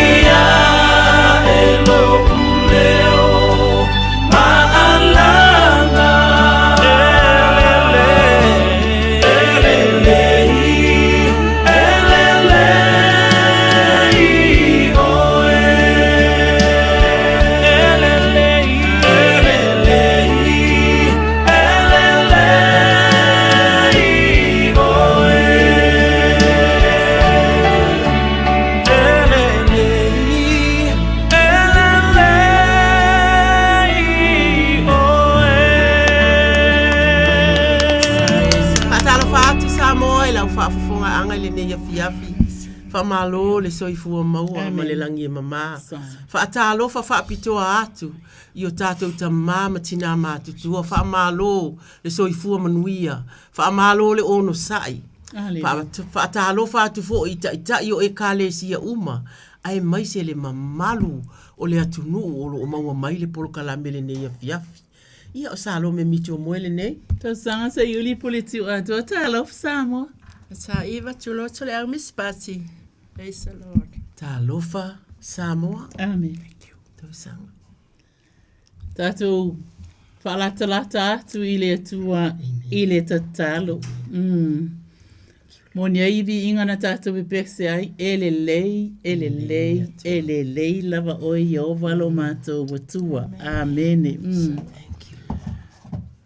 O awa fionga amu ia le tangata, ele sa vali le filifilinga ai a mioleanga. Ele tu foio ia le ala o yanga sala ele no foio ia le no fo e tau wemu. Ai nau o ia le tu la fono i ova e mafau foio ia ilana tu la fono. Ile ao a toa maripo. Amen. O ia fo ia whape o le la au o tutoi tawhane o waita fe fua mai ona fua i ona lawa tau. E leto ulu fo i ona lau. E leto ulu fo i ona lau.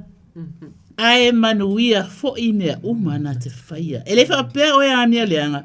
Ai pe o a puti o saito i lautou. Ua le le matangi. O le mea lea. E le tutu wai o ea mio le anga le whamasinonga e le tutu. Fo i tangata sala, i le whapotu putonga o ea mio tonu. O wa wasila fia i ova, le ala o ea mio tonu. Ai whano lava le ala o ea mio le anga. I oelo mata watua, whaafita i tele lava i la wafionga. Le atu wai i lou, wha pale pale. Ea be ai i mga tau mala au o lau whaatoanga. I tafa o vai tafe. E te whaasusu ina ai i loa lofa. Ina i o mātou malolo, manuia, mafua mai i tau ese ele lei. Po o leleanga. Amene. O awa fionga mai elea i fo i se mea lilo i lau silafanga. Aleluia. Whaau o mai le atua. I lau au auna. Ia Chaplain Salome, ia mole upu. Whama losi. Aleluia. Ia male tamaitai. Pastor Tuloto Miss Bati, ia maise foi. Aleluia. Ia le li I whaasala lau ia sau. Alofa mai, lo matou watua. Amene. Le tapua inga malu foi. I whai fe au. Mai lea ekalesia, ma lea ekalesia ia e mai se foi. O lui maane. Ia mai taipule ma le. Ma le ripule o le nei ala leo. O ila ua foi. O au na wha au ina le. Tua ia whamanuia foi. Le tapo inga malu. A whaafea ngainga. O ekalesia ese uma. Ia e mai se foi. Le mato ekalesia Emanuelu. Amene. I whaafea ngainga uma. Ia whamanuia atu. Ia Pastor Julia Amosa. Ile nei fo ia fia ala leo suafa Yesu. Amene. Amen. Amene whawhitai. Tua te atu lo te whaitau le tātou. Le amau mai tātou tus whaitau le salamo e whasfuma lua le au whaitauina e o le sfuma e tasi. Le atu ai, whapei o nau le ailai vai tafe, e whapei nao na nau lo nganga I ate oe. Ua fia inu lo nganga I le atua, o le atua soifua. O awhea o te alu atua I ailoa I au, I luma o le atua. Ua whai o ulo I mata ma ume ai I au mapo. A o whai mai pēa I lātou, o I whea lo atua. O te mana tunatu I a mea, o na whaawai ai leo lo loto I tonu I a te au. Wasa mātou o whaatasi ma le toa tele. Ma mātou sāwa wali I le whale o le atua. Ma le leo fia ma le vi inga. O le toa tele o e whaitau saminga. Lo wangangae. Sea e le mea wa e whanono ai. Ma e atu wale ai I tonu I a te au. Ia e whamoe I le atua. A wā o toi vi I a te ia. O na ole wha o le tanga mai o na luma. Lo atua ai. ua whanoa noa lo wanganga I tonu ia te au. O le mea lea o te mana tunatu ai ia te oe I le nu o yoritana ma le atu heremoni ma le maunga I titi. O loo whewala au wai le amoana ma le amoana I le vangana mai o wafu. Ua whela a I mai I lunga ia te au o ngalu mau pea umalawa. E pule mai le li I lo walofa ia te au I le au e ia te au fo I le pese ia te ia I le po. O le tatalo I le atua o lo uola. O te whai atu I le atua o lo upapa. Sa le mea ua whaangalongalo ai ia te au. Sa le mea o te whealua I ai ma ele lea. Ona o le sawa mai o le ita mai. Ua momomo wivi I le whaaluma ino wa ue I la so ue ita mai ia te au. O I whea ea lo atua, lo wangangae. Sa ele mea ua whaanoa no ai au. Ua atu vale fo o I tonu ia te au sea. Ia e wha moe le atua, a wā o te vi atu ia te ia lo whaolatanga, ia malo atua, wha manu mai le atua, le whaita wina o la whikanga ia. Mene. O le nau atu le malu o le atua, e le o manino atua. Po o whea, po o le background o le salamo, pa ule mea e manino mai. O le nei au ngani tā vita, maa fau tā vita, a ngai, I taimi ia, taimi ia ole nau atu I le atua. Ai iai whaafita uli ia iai. Whai mai e nau e pei ole nau le aila maia upu, ma pei ole nau ole aila I vai tafe. E whaapea ona nau lo uanganga ia te oe. Ua fia inu lo uanganga I le atua. O le atua soifua. Wa fea ea o te alu atua ai. Ia iloa ia o iluma o le atua. Wa whai o lo I mata ma o mea ai au mapo. A o whai mai pea I lato. O I fea ea lo atua. O te mana tunatu ia mea. Ona wha vai ai leo lo uloto I te tonu ia te. A wasa mātou wofa atasi ma le to atele. Mātou sāva vali I le whale o le atua. O le fesili, o le fesili, o le nau I le atua. O a mai lo tātou nau I le atua. I le neia fiafi. O a mai lo, o le a le fōlinga. O lea mea o le nau I le atua. Pa lea tātou wa ai, o lea tau e tā vita lea tau e tā vita tangata sa whaafea ngai maia. A lea wa ai ana tala. Wa fia inu, mai wa fia inu lo uanganga. A e fia inu. Wa fia inu I le atua. Wa fia inu I le atua. Sanga. Amen. Ia, ole, ia saufo, ia. E wa ta fia inu, ta umaneina mātou fe inu. Mai wa ta fia inu I le atua. Ai se a awa, e ia le vai la e tafe mai I le atua, le a ta ue ia. A ole, ai pe o se mea o te fia wha ta ua ina le neia fiafi. E whaafe whea tātou I taimi ia. O whea tātou te o ia I taimi ia. I taimi ia e tātou te langona ai. Ua mangole. Ua tulo o whaangale upuna ua mangole le soifua whaale anganga, le ola whaale anganga. Ua le, o tango atu le tusipa ia taponi. Tau whai atu se pese whaafitai ta maa ua uma. Talamo vo ina e le tātou te māsani ai, talamo e luas furutolu. E māsani ona tātou pe pese ai. Ui whai atu fo i pe, e se a lea me, ai se a, wafo i lai e le mea lai, e whaafita uli ai I a tātou. E le mea lau a poloka ai. Ai o le taimi tonu a lea, o le taimi tonu a lea le whai ma tātou wola i whai upue lima. O le taimi tonu a lea le whai mai ai rota vita. Lo uanga ngai. Se ale mea ua e whaanoa ai. Ma e atu vale ai te tonu I a te au. Ia e whaamoe I le atua. O wā au te toe vivi I a te ia. Ona ole whaaola tanga mai ona lima. Ole watoe e tā ua lava le tātou toi tau tala ale tangata ia te ia.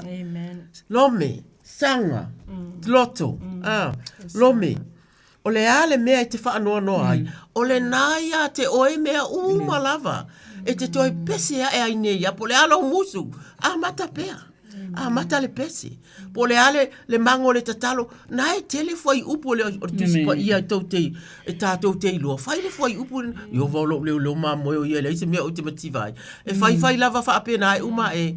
o te e uma e pe o sua malie ale atu o lalu atu o upu i lo tangutu le ole winga la o sia u fa malo sua uma tu ia sanga fa sinana tala ole taimi le na ole taimi ole ta u ole taimi le wata ta wai ona e tau tala lava o e ya te o e lo uanga ngai tama itai si aula tu lo sa mo upu ya mato no fo ilalo no fo file mu ilalo wa lava le na pisi vale solo i oma o no fo ilalo ele i uma lau taimi ma le atua le nei tae au a fai nei o na sao lea nei o le upu monia o tae au e fai atu wa sao foi wa sao foi la wa mi o lea wa le ma fai ona fa au fi atu le pe o le winga le na le fai mai ai tu sa o le winga la fa ma lo si sanga ale la vatu o oe e te fai la va ya oe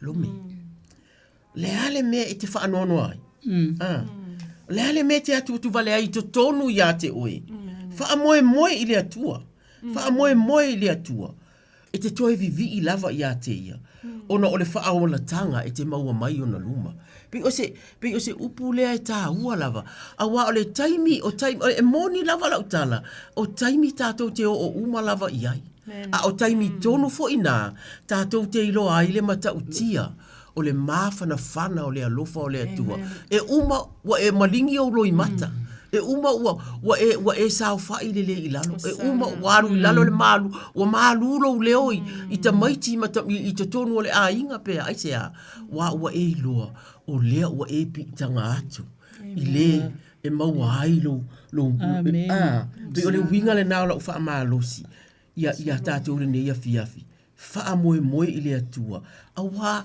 o lo uanganga e toi vivi i le aisi si me toi vivi e vivi i lava i le atua. Amen. Si nau tama i tala wha apopo. I ona tātou watu. Amen. Mana i le upu aia. Amen. Sa ora tala tu spa ia o afionga umalava mai le nganga o le atua ia o ngā ia o ai wha poto ai tātou le a mi o tonu o le atua. Ia. E whai mai furi salamu e sifu whai upu mua. Whai mai o vai. E te le tuu e te le tuu mamaina e mātou. Mai e te le li liu fo'i i I like that. Yo fa mai e te le li liu fo'i i tu aso e ele poponga. Hallelujah. I tu aso fa penei. Le tātou te o mai tātou te e to talo ona e iai o mana onga. O tātou tangata. O tangata mātutua. O tangata mamai, o tangata laiti, o tangata malanga, o tangata whioai, o tangata o lo mau mai tono maota. Aleluia. Alela fa mai le fa upu ona lo watu ai. Wa fa no lo nganga i to tonu ya te au.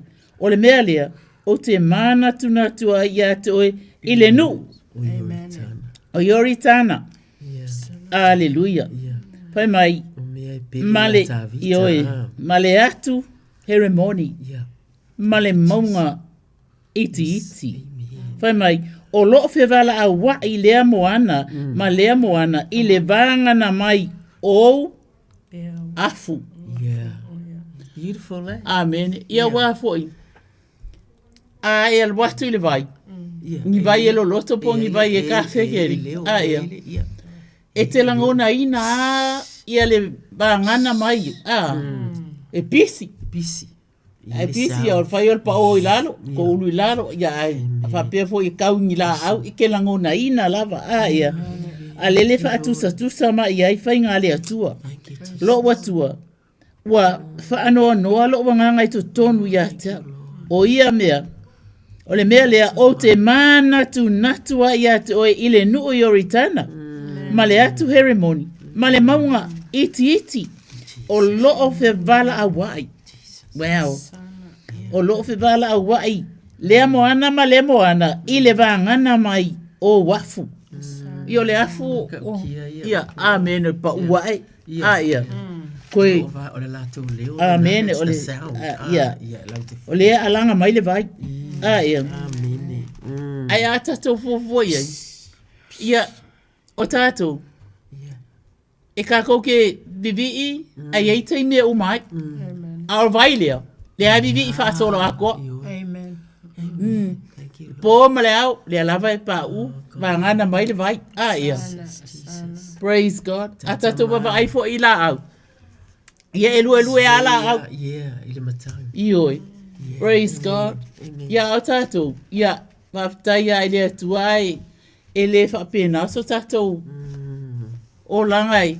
E whaia ia so uma. Tātou te vivi, tātou te whaftai i le atua. Amen. Ai le kusa mga luenga ia.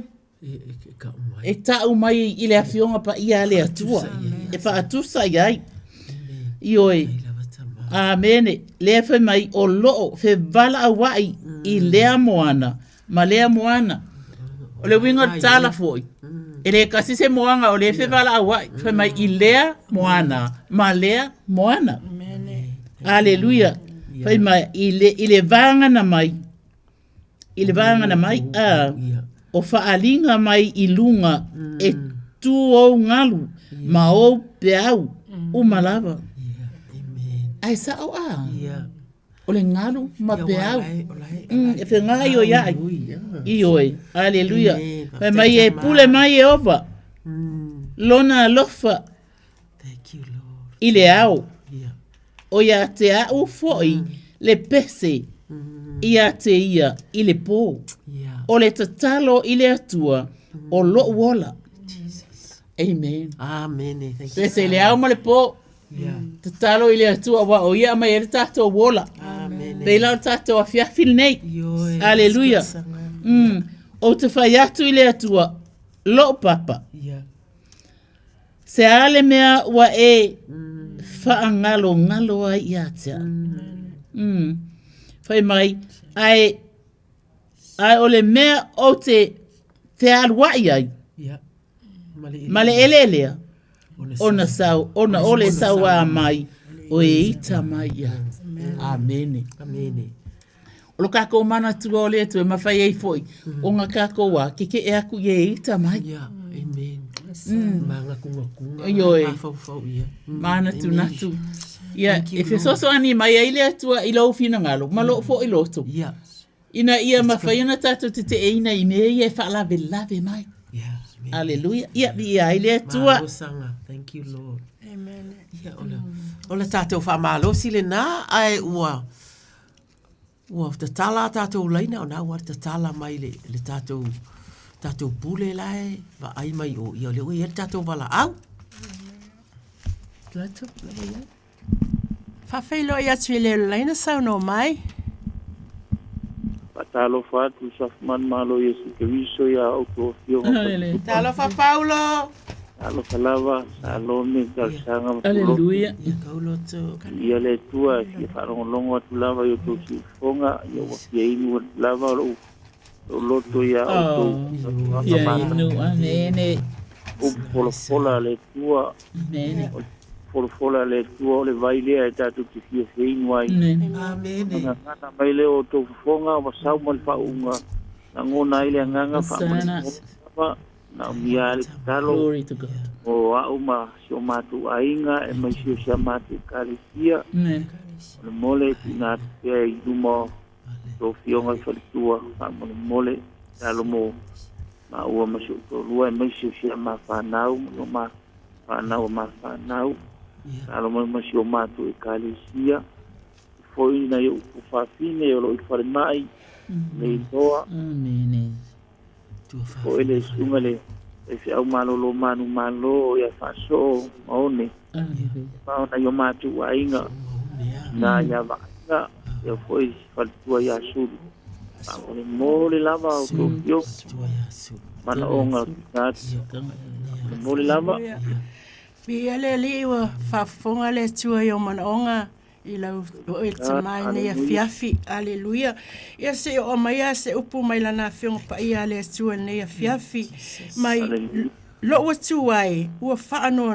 lo nganga i tonu ya tau o le mele o te mana tuna tua ya ti oe ile nu o yoritana male atu hele moni male maunga i titi o lo fevala wa ile moana male moana ile vangana mai o peau ua fetai ai mai I lunga ia tia o ngalu mau pea malava vi ia le atua I lana upu o lo fetalai le nganga o le atua mo oi ma o le nei afiafi mama ia tatou faatuatua atu ia te ia ua le ai lava se me faigata ia te ia na ia fetalai ai fo'i ia outou o mai ia tia o outou uma I tinga ina mafisia venga o au fo'i e malolo ai outou ia outou amoina la uamo ma ia outou fa'aoa'o ia tia o le anga malu ma le loso ma walalo ma ua le outou le malolonga mo sausauagaga satou te talo aleluia le suafa malo Iesu Keriso e siti atu ai Paulo mo lona aiga atoa le gata I leo ona tuafafine le faletua I a sulu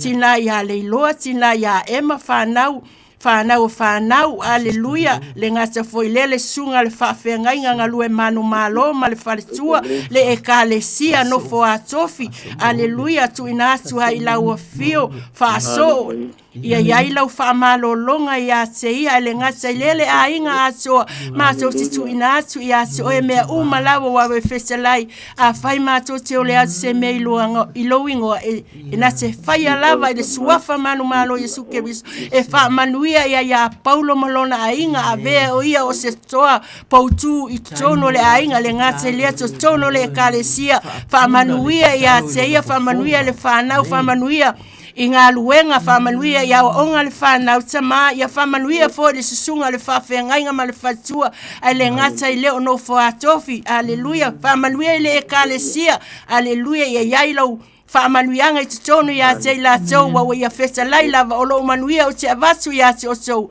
o te lea batua ia te o tau whaapeo na vatu lalangi a wale atu vale o tau loto a wa foto te matata ule suafa Iesu Keriso amene ma amene amene Paulo haleluia ya matele ma le whanualo ke ule atuele nganga whaapele nama ia o tō fionga alo me tarsanga e mai sere fatua ya tu loto fatai mo tarsanga moria hallelujah thank you Lord na ole tu ona fatumunga man famianga sa fa auto atu ya tu to alo male mana auto ta thank you Jesus wala vani nganga mo o ia mo lo ngalo famia fotunga ya sau lava famia le tua la taime tua ma fo matana fideli ia ile anga le ole tua ilo to taliwa ti mota malao ai ko lau le swa fo Yesu yo to fionga e ka tele lava motar sanga famia le tua ai lava Paulo se foi ia oe manu ia tele ai lava ia fatalo fatu tato bla au lunga le laina malolo sa so fu munguia ia o ko pelkua ko kinga fo yo nga ruenga ai o maruru o ngia pia haleluya anga ile ngaba ia kaloba lava ia o manga onga masangi lava koinga o kavai lava ma o kamaka o kakua ia ai mai se ia sio ko singe ake falma ia sia fangau ngalue ngasala wai umar mangwia ngi ba yaso at singe ya Monica kuwa foya onga question ia sio ka pinge da lo murianga epi o ikalas keke ma mia se kakalo fa mole mako bala lava onga luenga ia se kala kula sikoinga talo faurungia so ipu manguia haleluya e se foi le manta mo fio le falongolongo atu e sau no mai oi amene skai tele ata imika ke fe pasia ai aya ime ya ai faftai le tu lo moa ale so ifu la de le ya te oi amen fai mai la tala tu spaier salamos fumele ono fai mo le lua yo vai o laua fio o le leo ma moele le ya pa pitai koi fai mai male matala yo mai lo watu wai ia leo mai ia te awa o te faa tua ia te oi koi fai mai lo wangai wa e fai atu ia Iova o e lava o lo wali e le au noa ma oi haleluya amen tama ia Ma ai oi. E alofa i ole atua ia te oi. Ia oi tama. E tātou te tau whai mai whaai loa atu mea ia tātou te mana na o ai i le atua. Awa o loo manatu mai o ia i tātou. Pa ale whai mai ai. Le tamalo ta video vai o la wa fio o le leo ma moe le leo. Na te leo ia te oilo tu lai, na te leo ia te oi ilo no foi lalo se tu lo ia polo ta oto fo i o to fanga. Aleluia te lo oi. Aleluia. Ki mua e ka okolo ia Yesu ia wa ule a ule. Ia oi tama. Pa mai I mele pa mai Yesu te le te ese ma. Aleluia. Te lo oi. E mana ole atu e mana o Yesu e ka o ka uma kwa mea ngai. Aleluia tama. Ka ku ke ka o kia e alofa mai I oi. Puna haivi lea. You know, puna haivi lea. Amen. Ale la fe mai ai. Fetai. Lo watu wai. Ia e leo mai ia tau. Awa o te fa. O te lo o le tamafa atu atua. Aleluia. Ai mana o mia fo ila. Lo ia te tono lo ma o tama te tono o tofa. Ma e fai atu e pei ala tatano. Awa fo I fai mai o lo ia ile atu ele me te iai. A fai la o lea o lona winga e fa fonga. Aleluia. A fai la e fa fonga mai o lona winga e tali. Aleluia. Aleluia mai lo wanga ngai wa fai atu ia Yehova o e lava o lo o wali. Amen. Fai mai e lea o no lava ma oe. Glory to God. Te ilo oe e te lea lo fole atu e atu. Aleluia. Lea la fai mai ai. Fuma tolu salamo. Fai po lima maleono. A o a o nei. I mga o mia lai whātua tua o me ale whātua tua e le fifia mai le tua.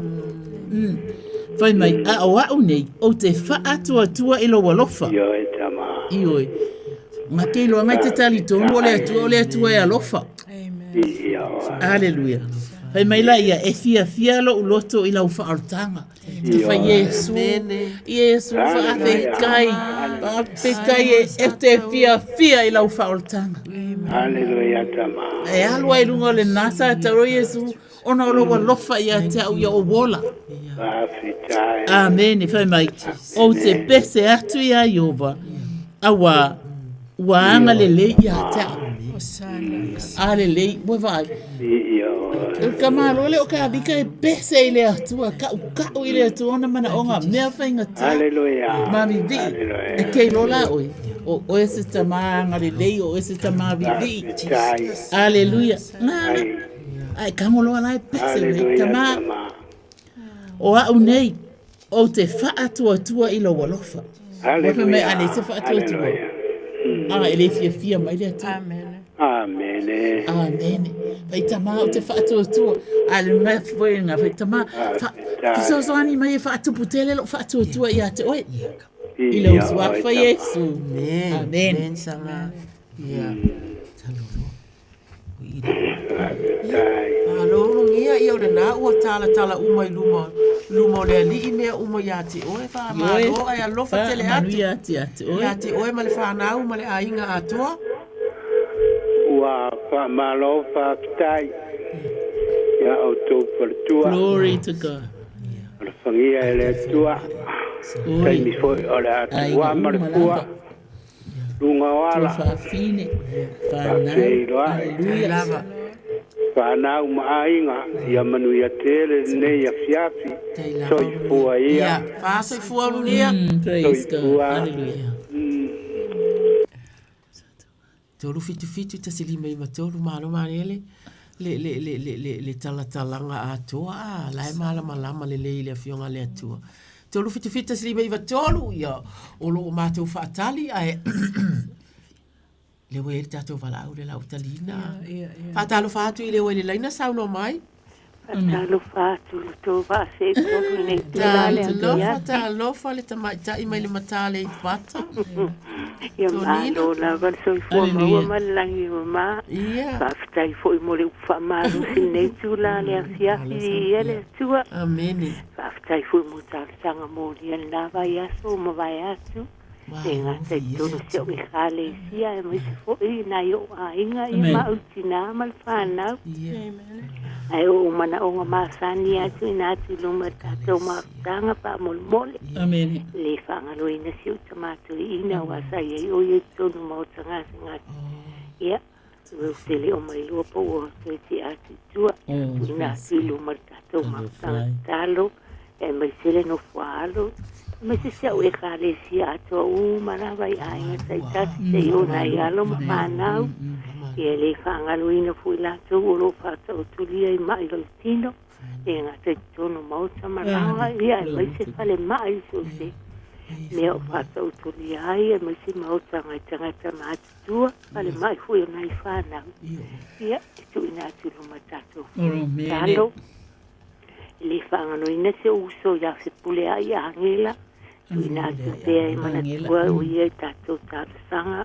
e mai se fo ia utinam se au whanau sa i tu o lua ma rātou whanau ia e mana tua tu o mana o whakito se uso ma se ana whanau i Samoa o tau mai o lo o mama i lātou o lo whatau turia i mai o le tino ia e tu ina tu luma tātou whono talo wa ali me maali e se i whamatala tu pel me o tupu ia o vili mai lo uso mai o su ele le fo Samoa i malie e o tau mai la o lo uso la e mawai le mai malana whanau tu tuila ai tau mai e mau whai mai o leo te mai e mau a leo whai atu ai o leo o umana o tau te lo whatu watu al tātou mātanga talo o whai atu vai a ora tau o fua o ala na mamai o le tatalo ma ana poni e fatu praise God hallelujah ai to anga ana poni ma tatalo le fo te tatalo tua mo no taitina ai a ole fatu tua ina me ele puleni ti a poloni holong tanga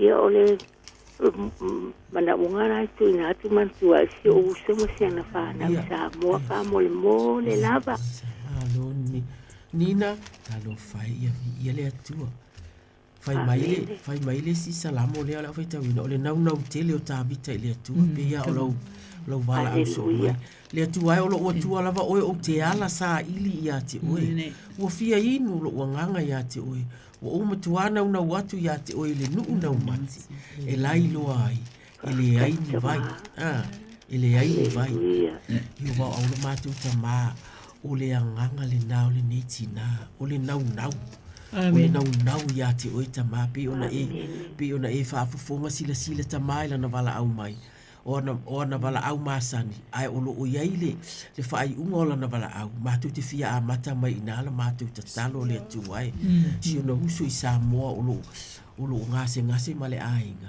ia o sa ilinga o vai ta ue mātou ila lo nei o fafo Samoa ia e mātou te tatalo le atu ai e si atu ila ua fio i le nei a fiafi i le suafa o ke viso mātou te tatalo ia i maua se feso o ta inga ma la ua fio le atu ai po o a lava tonga fiti o lo maua i le whaasa moa le atu mātou te tatalo le atua pei lava o la mātou wha mālosi le nei a fiafia i mātou ina ia maua ia mātou fesili ia mātou wanganga ia mātou tau tatala ia mātou wanganga ina ia o mātou manatua po o whesa o wailo mātou mālosi ta mā pa i atu, pa i ane, pa i ifo i sio na uso ma si ana whanau atoa i le suwafa o ke riso i le suwafa o ke riso le na maliu mo mātou uma lo na toto mo na wha le atu wae na maliu o na o i mātou ta mā na maniu po so o se si lava ta mā si i atu mo lo mātou loto alo lofa nau wha mālolo atu i ate ia ma le whanau le atu wae o alava nisi mana tu ta mama tu te le ma tu si i lunga i la wafio i le suafa o ke riso ina ia talitonu ina ia to siaki le afionga le atua fa amanuia atu i mea o mawaini ma losi i la lonei ai ma tu te talo ia apa lava le tangata ai ave le fa fetai i lunga fa ai i lunga au le fa ai fa afita uli ma mea ua maua i la lonei ia va ai lunga ta ma fa mole pa iatu pa iane pa ifo le atua fa malolo ia te ila tu ma le fa nau le atu ai ta talo molo na ainga atoa le vala au mai pe ia fa malua ma le ma le ainga pa iatu pa iane le atua ma wale malosi fou i le aso ma le aso awa tiute o lo fenga iai le kalesia ia masia na whanau whawhetai sia na whanau ma le ainga o lo lato tama ia whaafua loa pia lona soifua awa ngā luenga o lo fenga i maia te talo moto nina ma le whanau atoa le au ainga le atua le e kalesia i pele ia te ia le atua au na le atua e fai tofi le atua ma tau te talo pa iatu pa iane pa ifo o au le atua ia maua le malo si fou ma tau maua le malulu le nei taimi ia maua le malo si fou le tangata le atua au ati ute o lo fenga iai ma ila tau le nei vai tau fa manuia to nina ia maua lona soifua manuia i le aso ma le aso a wala na ngā luenga o le tala no atu i lau fio isi o na ainga le atua. E whaafetai ana ngā luenga o lo whaia. Maua le malosi, maua le fia fia. I le suwafa o ke rise o mātou vala au atuai. Amene ma amene. Nina... Whaafetai tele lava mo le talia mai o mana o ngā tuina atu. Ia lo whangia le atua le ngā luenga ko pia ngai e ne tu la le fo. Tanga fo ai pia le malosi le tino le loto ma fau fau. Sili le nganga au nai pea nai toki matiute lo o ngā lurue ai au te lo fatele mo o tau pa me koi sau ia manuia le toi taimi o ngā luenga te lava nina soifua ia o le uso soifua Whawhelo e atu le leina sau no mai malo le ono sai se tue vala au mai ele umite le lava le vala au ta lofa tolu fitu ta silima iwa tolu ia atonu se taimi toi au mai e sau le tātou tālosi ia tue wala au mai sorry o ia taimi ai tu loto le au salo mo fale mai sanga tamatua le au mese upu mai lana fiong pa ia o so le aso na fo ina mai le ia so to ia o to sa ili ona o to maua i lea ia o to tu ia su ona to ina i le ia so to tu ina su ia nai sanga tamatua lo fale sanga tamatua pe fo na mawasu se sa so fale mai ia faftai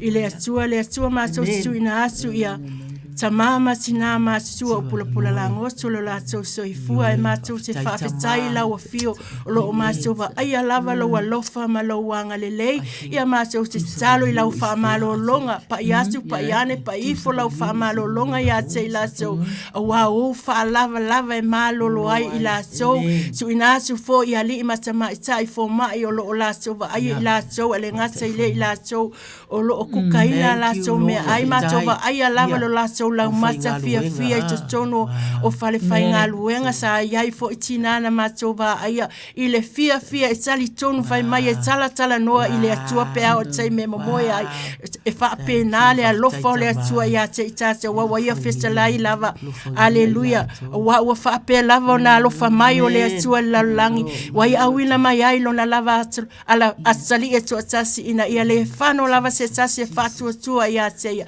ia maua ia le ola e whaavau a waili awina mai le atuolo na ateri e whamasino i le laulangi a ia whaolaina laulangi a te ia e tuina atuai lau whanau o wha lava e malolo ai i la tau tono whale mai so se whale mai i tama ia iai o au wha ma whanawhana a waili e pu ulo au tama e festalai e muli atu nei whailonga i e whatuatua e tutuli o tau te moni lo ngoa e tau tala o tau ngala fau festa ngofi o tau ngata a fai fo e inu se me oti ai e le a fai nai lava e fai aso matou lima i lunga e mamai ma wha malolo ina le suafa Yesu Keriso amene ma amene tu loto sanga praise God hallelujah tolu fitu silima i vetolu to e vala au mai amene ia ma wonunga pe la bali vi inga le tua tonu foi o lo fa fonga mai le to tele o isi e masani ona fai mai ia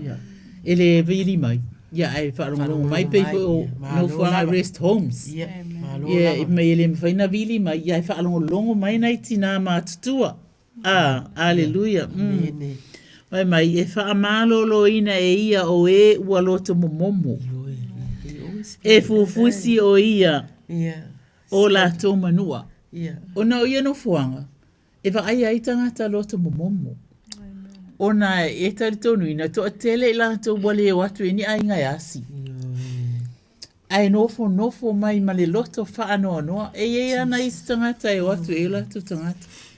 Ia e te baba ai atu iai whape ia tālo whai. Aleluia le baba ai atu ia i lātou. Ale lepa matara tuspa ia. E whaamalolo ina e ia o e ua loto momomo. E fufusi e ia o lātou manua. O manu anganga ngai ki ngā nai tamai o lo o iai. Ia wai to te le lavitanga ngā kilo mai. Ele e tau te tala isi. Aleluia. O ise maringi mai o lātou lo i mata. Aleluia. Ia atonu foi o nā foi to te whaafonga mai. Tātou tau whai te talo whaatasi mō nei. Mō nei tangata. Aleluia. Mō nai uso. A maise o nai tamama tina mātutua. Whai mai. O lo o whai tau lia e ia lea o whai o whetu. Ua whai ngoa ina e ia o lātou i ngoa umalava. Pai mai, ia po fea lava o iei tangata puapuatia. La e sila fia lava ele atua. E sila fia foi o ele atua pe ai alu i whailona fina ngalo i tutono nei no fuanga.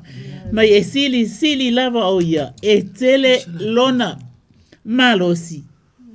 Pai mai, e le ma faa matala talaina lona poto. Jesus. Amene.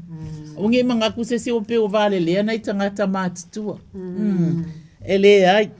E ese anga luenga mana ale tua e tangata wa fa manu ina o latu o langa ona ele tangata o latu ainga a wa lo fa yai wa misi a ko le fa na mo ia wa mau isi tangata ia fa manianga fa mai e lango leli ye wa popo ngatia e la fo ina ilalo o e wa mi o leanga amene. O le mela le na, le au atatou teilo, e le ia se se mga o ia mi o leanga.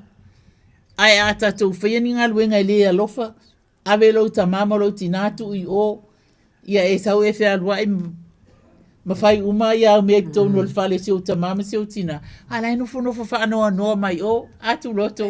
Amen. I oe, ma o fo ia i le, vai asone ana, vai asone nei.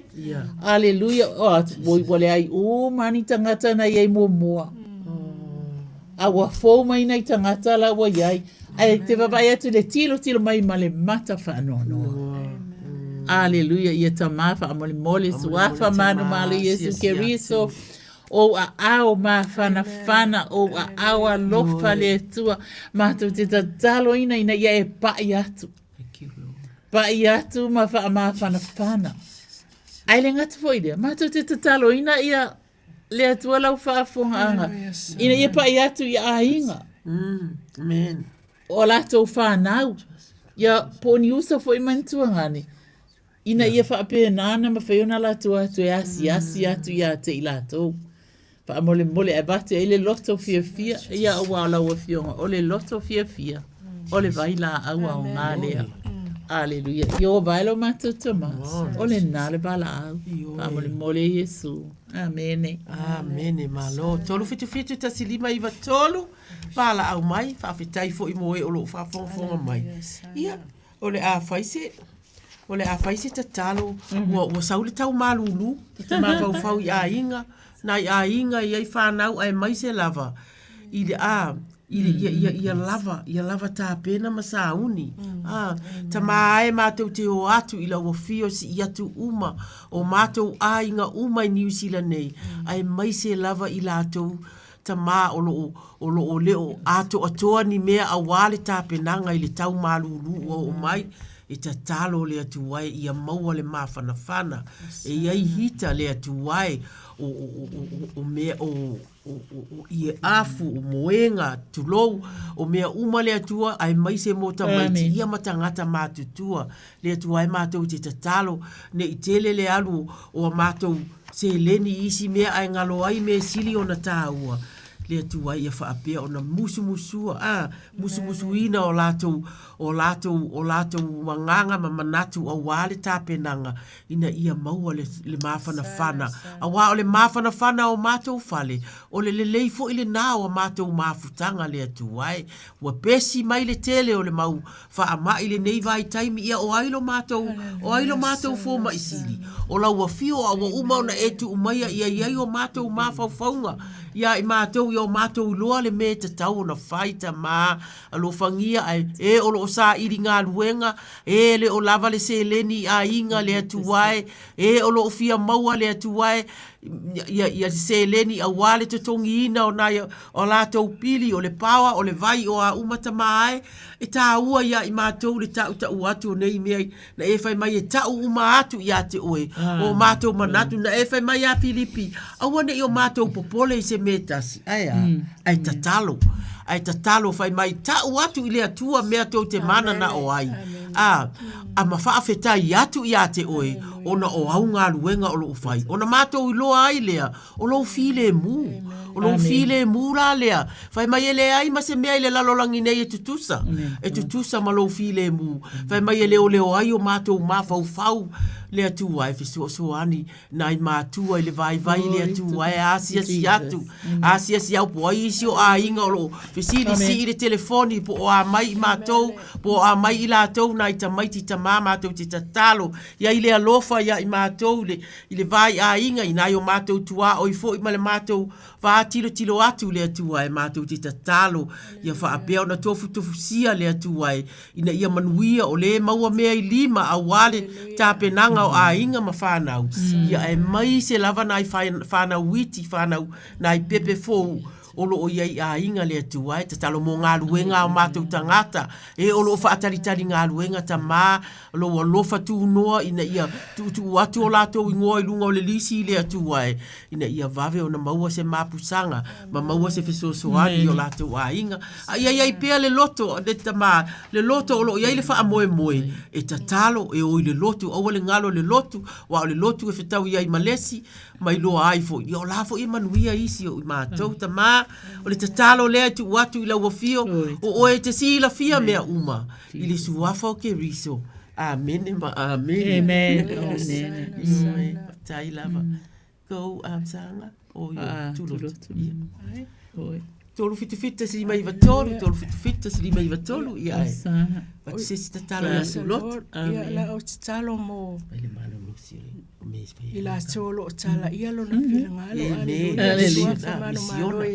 su ke viso estu ina tua ila na fana o lo tala ia lo na finangalo misiona su e fale nei ke lope tama ia lo male mana la upu wa e fesalai lava aleluia Manuia le mea awina asu e la upe le so e fua mai a Manuia le mea o te fila ngalo i ai o ia fesa lai fo ia o tu sa ili lo umalo ma la ua mea sonu o na wha popo i nai leo ia mea uma ia o tu wha Manuia i susunga i wha whea ngainga o lo o tala ia lo na fila ngalo aleluia ia iai fo inisi la so te alo lo wha ia i la so fo wa ini mea o lo o fia mana o mia wa o oe o lea tua milionea aleluia fo ai asu i ase i la so e ona mea uma wa e fesalai lava o lo manuia e se amai ia se imasou e se le amai ia se imasou fa pe ona amai le lalangi au le asu vale o masou lo au fo imasou se masau wa o lo soifua o Jehova i rai over o fesa wa e fesalai to lua to tolu e tarta noi lo suaf e ai fa tasi mala o fio fa manuia ia ila so haleluia lo tala ia lo finangalo fa manuia fo ia i lo nu Israel una e festalai a mātou whamanuia te whamanuia ia i mātou whamanuia i pā Jerusalema whamanuia i lātou lo tala ia lo filangalo o lo tutu ai le file mu o la o fio ia iai lo anga le lei lunga ia se i lātou foa ia su ia se i lātou meo mana o mia watu ua o lātou a inga ona o oe ma lo filangalo e ala i lo suafa Yesu amen amen glory to God hallelujah ia Ia lava le atua. O le au tatalo mo le pale mio a Samoa. Amen. Na o ia po la ko uma le usua. Na o ia. Na o ia le la tatalo ai tatalo I fo lua mo. Ia tatalo mo le fa unga. Ia. O le fa malo longa le atua. Ia I le tatou fa atua atu le I le atua awale pale mio a Samoa. Patauto e tolu, lo watali ie. Awane ingalo ya te oe la utu la fono. A ia tausi ia upono a inga I lo loto. Awa e wha apopoina ia te oe waso e tele. E te ola ai. A toa male manuia. Aleluia. Tātou te taritonu ina, o mea ia le tātou te mana na o ai ina ia maua e tai o le malo Samoa. Aleluia. Awane te ama o e le alofa. E mana o mia le fia alofa ninga. Aleluia. Ma le wha maoni. Ia asoa ai lo ua. Ia tusi ai le papa o lo loto. Atoa. Ai aua le wha lango i lo lava ata mai. Yo e ta maa. Ma tu te mana o mia le wha lango atu ia te oe. Le poto ma le mala ma lama ma ia te oe le atua. Aleluia. E ta ina ai le malo o Samoa. Fai mai. Ia mana tua o ia i o wala uma. Ona wha atonu ai le o le atua. A tatou mana tua o ia. Ona wha atonu tonu mai le o le atua. A wha atonu tonu mai la le atua. O lono winga e manuia. Aleluia. Ona mana tua, ona wha atonu ai le e ia. O wala. Aua e te whaafia poto. Ia e matau i le atua. Ia alo ese i le leanga. Aleluia. Se le mana na ia o mea e lapatai mai ai le fionga le atua. Mea o le whaafia poto. E le lele poto ai le anga whaafia poto. Fai mai ia matau i le atua. Ai sea, a fu e matau i le atua le amatanga le o le poto. Amen. E ta ia le malo fa me ia alo ese i le leanga. Ia fai lea mea. Ma me malosi ai lo pute. Ma me su ai o wivi. Ia e ava i le atua i lo oa. O ani ta mau ainga o maua mai tonu o le malo Samoa. Hallelujah. Ia ava ai i le atua. Ma le faa polo o au mea uma e tutupu. O fale saito i le mau. E tupu foi lau fale saito i le mau. Hallelujah. Anga le leile atua i sui uma o le fono. Amen. I oe ia maua se fea lo faninga. Ma se soifua tau saafia. Na ia abe ese ina tu manga matanga. Ona o lewa ba ia tutupulanga whaiae. Aleluia. Ina ia tutupu a ia maua ni tupulanga la tu te ava mamata tau i le atua. Aleluia. Ma fea alo fani. Ma fea batai. E fai foi. Ma whaataita inga lelei. I tupulanga whaia e o Samoa. Whawhitai foi i le atua. I le ngā luenga tatalo. I susunga i whawhea ngainga. O e ka le sia. E tali tonu ina. E le otu uina i lano. E susunga i whawhea ngainga o e ka le sia ese. Ia le malo Samoa. Mo le whaola ina. O le whaavai. Amen e lau i loa Samoa. E whaavai i le atua Samoa. Aleluia lo mātou atua. Whaamanuia ma whaamalolo. Ia li i pule o matanga luenga ta itasi o le malo Samoa. Aleluia. Ta mai tai fo i olo o ngā lulue ai le atua vi ia o Jehova e whaavavau. Ia a bea lato o aunanga. Oni au nanga e fia mai ai o elo mātou atua. Io ta ina i le ami o tonu. Ona whaamanuia mai ai leo le tātou atua i le malo Samoa. I le au ngā tupulanga fo i olo whai mai. Aleluia, tama ea ianga le leila o fio. Ia e se whialo whaninga e matango fia wa au noa le alofa. E le fia mai o ele atua. Tama whaafeta i tele fisoani mai. I o mātou manatu malangona mātou te whaalata atu i sa ili malo atu i a te oe. Lo mātou watu ai whaamole o le nāle bala au. E ala i lo sua pa Yesu. Amen. Amen. Malo sanga.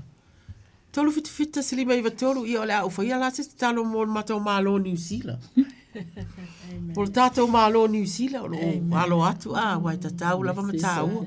Fai mai paulo ia o tō, tatalo mo mea o lo tō au mau waifo. Vi ia lau o fio. Ta mātou te si i atu i luma o lau o fio le malo New Zealand nei taimi. Ta ua e si la fia le mea o lo o iai le ta o aina o New Zealand. O lātou ia o lo pūlea ma o lo whāsoa ina ta talo ta i le mātou, i le alo atu, i le tau malulu le atu wai, ta talo mo ainga, ta talo mo whanau ia onga, ta talo i mo communities o lo tau mawhai advocate ma tau mawhai ina ia fisosoani mai ta talo le atu wai nai ainga uma nai tangata o lo fia maua le mea ino nofo ai o lo whale tonu le atu wai ta talo fo i moe o lo fia tau mamafa o lo ile ala le atua mātou te wa aipea i ai le aso man i aso i tutonu i tutonu o mōr se i ai le atua o isi mau mea uma ta mātou te whai atu i lau wafio le nei taimi tu atu ia e whaanga o i ina loto ia i ai le anganga o le alofa ia i ai le anganga o le alofa i le malulu i ngā luenga le tufa ina o le seleni ina ia wa ai lava le atu wae na i ainga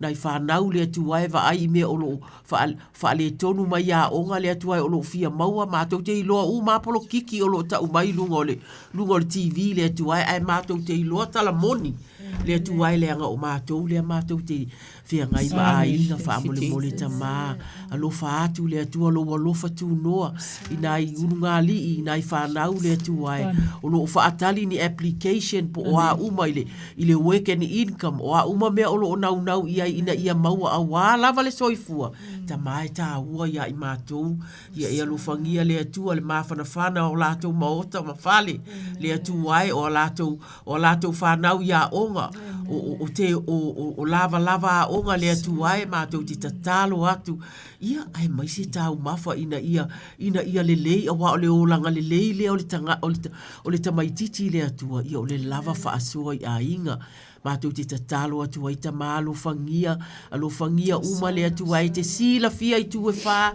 alofangia whamanuia le pāle mia whamanuia le au usufono uma lava le leipa male o a uma mātou pāti le atu ai whamanuia whaafetai mo lo lātou walo whaiva mo le nei vai tau le atu ai mātou te tatalo a ofetu una i pāketi ale malo le atu ia se i tufa lava le atu ai a wale tipi ina ai se i tufa ina ia so o le leima ia whaafia ina si tina ma si ana whanau whaafia ina si tangata matua o lo fia mau le fisosoani whaafia ina si a inga o lo fia mau se fale malu e no nofo le lei ai le atu ai whaafia ina si tangata fia ai le awala o lo tele le mau communities o lo tau mawhai ina ia maua fisosoani ia awale fisosoani ia ila tau ia ta mawhaftai o no o tatalo ai lea mo fale pui fale pui le atu ai mātou te tatalo whaafetai le atu ai e iai le awa noa o le na soli tu la fono le atu ai e le whaapea o lo nai unga lea le atu ai to i ti mata le upenga whaao ngā chaplains, whaao ngā counselors, whaao ngā leo, whaao ngā uma le au whainga luenga o lo whea ngaima i la tau probation officers le atu ai fisua soani ina iai le taimi le atu ai tafi mala le tafi ese le soli tu la fono ai toi feiloa i fia ma a inga le atu ai whawhetai ta mā o le tatalo lea mole nei taimi ua tu watu i o numa i le suafa o ke riso amene ma amene ke ho uni fo i whainga alo alo lava praise God i oi o mia lava ka te alo fai ia ka ke alo no fai ai talo mo fai a onga ia oso aleluia ia suafa malo isu ke riso e siti a tuai ali mtama tai fe a onga le o ino whanau ele whaingo fia me uma ona oe whamanuia ia la tunga luenga whamanuia fo ia li mtama tai fo mai le la tunga luenga lolofa i ngasa mama i se sono fale mai whamanuia ia i la so whamanuia i sau si mai whamanuia i la so o lo ngasi se ina mea aia mai sono fale mai so se ngā luenga tama ma so se vala au le mana o la wafio whamanuia i la so whamanuia le ulu fafo ma le ulu fale whamanuia i o la so lima wai festalai e manuia le aluaso manuia le foi mai aleluia whamanuia i aliima tama i tai leo le leloina le lei atunu e sele taimi a whaina i solo a inga le lima te o tama po tina foi whanau ia ai o maso siti ati o e tama alofa ma pa iasu le file mua la wafio ia se ila so ia whaingo fie ai o na maua le fesos maua le fealo fani le vao le tama le tinama le whanau le siti atu ai atu e wana o e lava e malia ai o macho mana onga le suafa Yesu amen amen whawhitai amen Osana ia vi ia le atua ia la o pai a foi se talo ona ole afu ole me fia ia ile atua. Amen. Praise God. Thank you, Jesus. Pai mai, tō mai ia te aule whai to toa o le ami o tonu. O te ulu whale atu wai. Ma o vi i atu ia ioa. O le vi inga le me fia ia ile atua. E te leo taimi wana le ave au mana o ngai le se vi inga. Amen. Hallelujah. Praise God. Whai mai tō maia ia te au le whai to toa o le ami o tonu. O le ami o tonu e mana o mia e tangata whai vi inga. Hallelujah. Whai mai o te ulu whale atu ai, ma o vi i atu ia Jehova. E ulu atu ai o e wa ami o tonu. Wow. Hallelujah. Pai mai, o te vivi i atu ia te oe, a wana e tali mai ia te au, wa a vea foi oe, ma u wha o tanga. Ai se ala mea la ngalo e vi ingo le atu. Pai mai, na tali mai o ia, ma wha ola. Ia, le ala whai mai tala tuspa ia, o te vivi i atu ia te oe, a wana e tali mai ia te au, wa a vea foi oe, mo u wha o tanga. Amen. E te le taimi e tali mai a ile atu e manaonga, ma ngalo loa lea. Amen. O le koe wha fo ile vi inga ile atua. Ngalo i mātou tamā. Ioe. Pai mai, o le mea na la fo ina, e tu funga whai whale, wa whaia lea ma mea, ma maa tuli manu au pito lunga. O le mea lea, wa whaia e Jehova, o le mea tātou te ofo ai, pe awa ai. O le asole nei na whaia Jehova, ia tātou oli, ma fia iai. Ai whaafonga mai, hallelujah, toi whaafouina nei lo o langa vi i le atua. Praise God, hallelujah. E mana o miolo tātou whai vi inga ma a batu li whaafitai i le atua. Ioi, taimi uma, hallelujah. Ma yo vai, o te ai o yatu, ia e whaaola mai lava. O te ai o yatu, yo vai, ia e whaamanuia mai lava. Pai mai ia manuia, le o maliu mai i le suafa o Jehova. Waina e maliu mai le suafa o Jehova. Amen, hallelujah. Ia, lo na alo pele, hallelujah. Ma ia manuia le fio mai le suafa o Jehova. Ma tau te wha manuia atu ia te outou. Ai le fale o Jehova. Amen. Ele le o kako o fale o Jehova. E maua ele file mu, e maua ele fia. Hallelujah. E maua ele wha maa whananga, e maua ele wha lele ingo a inga. Amen. Hallelujah. E maua ele wha manianga mo anai a tātou whanau. Hallelujah. O le leile na lo tātou o tua. Mai o le atua o Jehova lea. Ua wha maa lama mai ia te tātou. Ina ia noa i maia le taulanga ia o i nifo o le fata whai taulanga. Hallelujah. Ia whawhetai le atua wa e to e au maia ia i mātou. Ina i o mātou langona ina le mea e tā ua e lo fina ngaro. Awa a whaapea mātou te mana na o i mea e tā ua i o mātou loto. Ia mua na mātou loa o nei loa me tā ua e lo fina ngaro. E te alofa ai mafoa i mai mawhamanuia mai. E ala i lo suafa Yesu. Amen. Te olo fiti te silima i vatolu ia. O le avo i o la ufa Yesu te talo mo tātou wha malo lava. Wha malo i e olo wha afofonga mai i le tātou polo kalame. Ai o le fili lava le mea o le wha vai. O le fili lava le wha vai. O le mea le nai tā ua i wai o ia tātou uma lava. E tā ua i lo tātou tatalo. O le salamo e whase fulu ono. Na i ona whai upu i ola o whai tauina. Ia ma whai e se tātou tatalo. Amen. Wha ono mua moe o le tolu. O le atua o le tātou maluia. Ma lo tātou malosi. E whai o ia ma whesoasoani sili i puapua ngā. O le mea lea tātou te le fefe ai. Pe a wha alili uina le lalolangi. Ma lulu uina maunga i tutonu o le sami. Pe a ta alili. Ma sou o na sua sami. Ma ma whaanga te ina ai maunga i lona mawalunga. Io va au mātou ta mātou te o atu i laua fio e o ia i mātou uma lava ta māle mea lea o le wha vai lea tu ai. Ai mātou te tatalo i e o lo wha vai le nei taimi nei lava la lea tu ai a o mātou tatalo atu i laua fio lea tua mātou te tatalo ia mana tua laua fio ia mana tua le lotu i lea so sa ia mana tua le tua taimi e whai ai lotu wa whanau ia mana tua lea tu ai le tatalo lea tua ne i te iwa whaapea po o a tatalo e avatu i laua fio le tala noa atu e te fia whaafofonga mai i le oi atu ma le vala au atu, ma le whaafetai atu a lau whanau lea tu ai, whaaloto te tele au le mā lea tu ai, ta puni le potu lea tu ai, tangi i lau a fio, whai i le wola e māsani i ai, se i ta talo mai a te au ngona le whaavai, whaanofo i lalo si ona to alua, ma whai i sa uia se ua walu le nei aso, i le lei sa unga lue wa popole, whaanofo i lalo a mai ai oi se tata talo lea tu ai, whai le whanau, ava ai atu lai malo losi mai le whanau.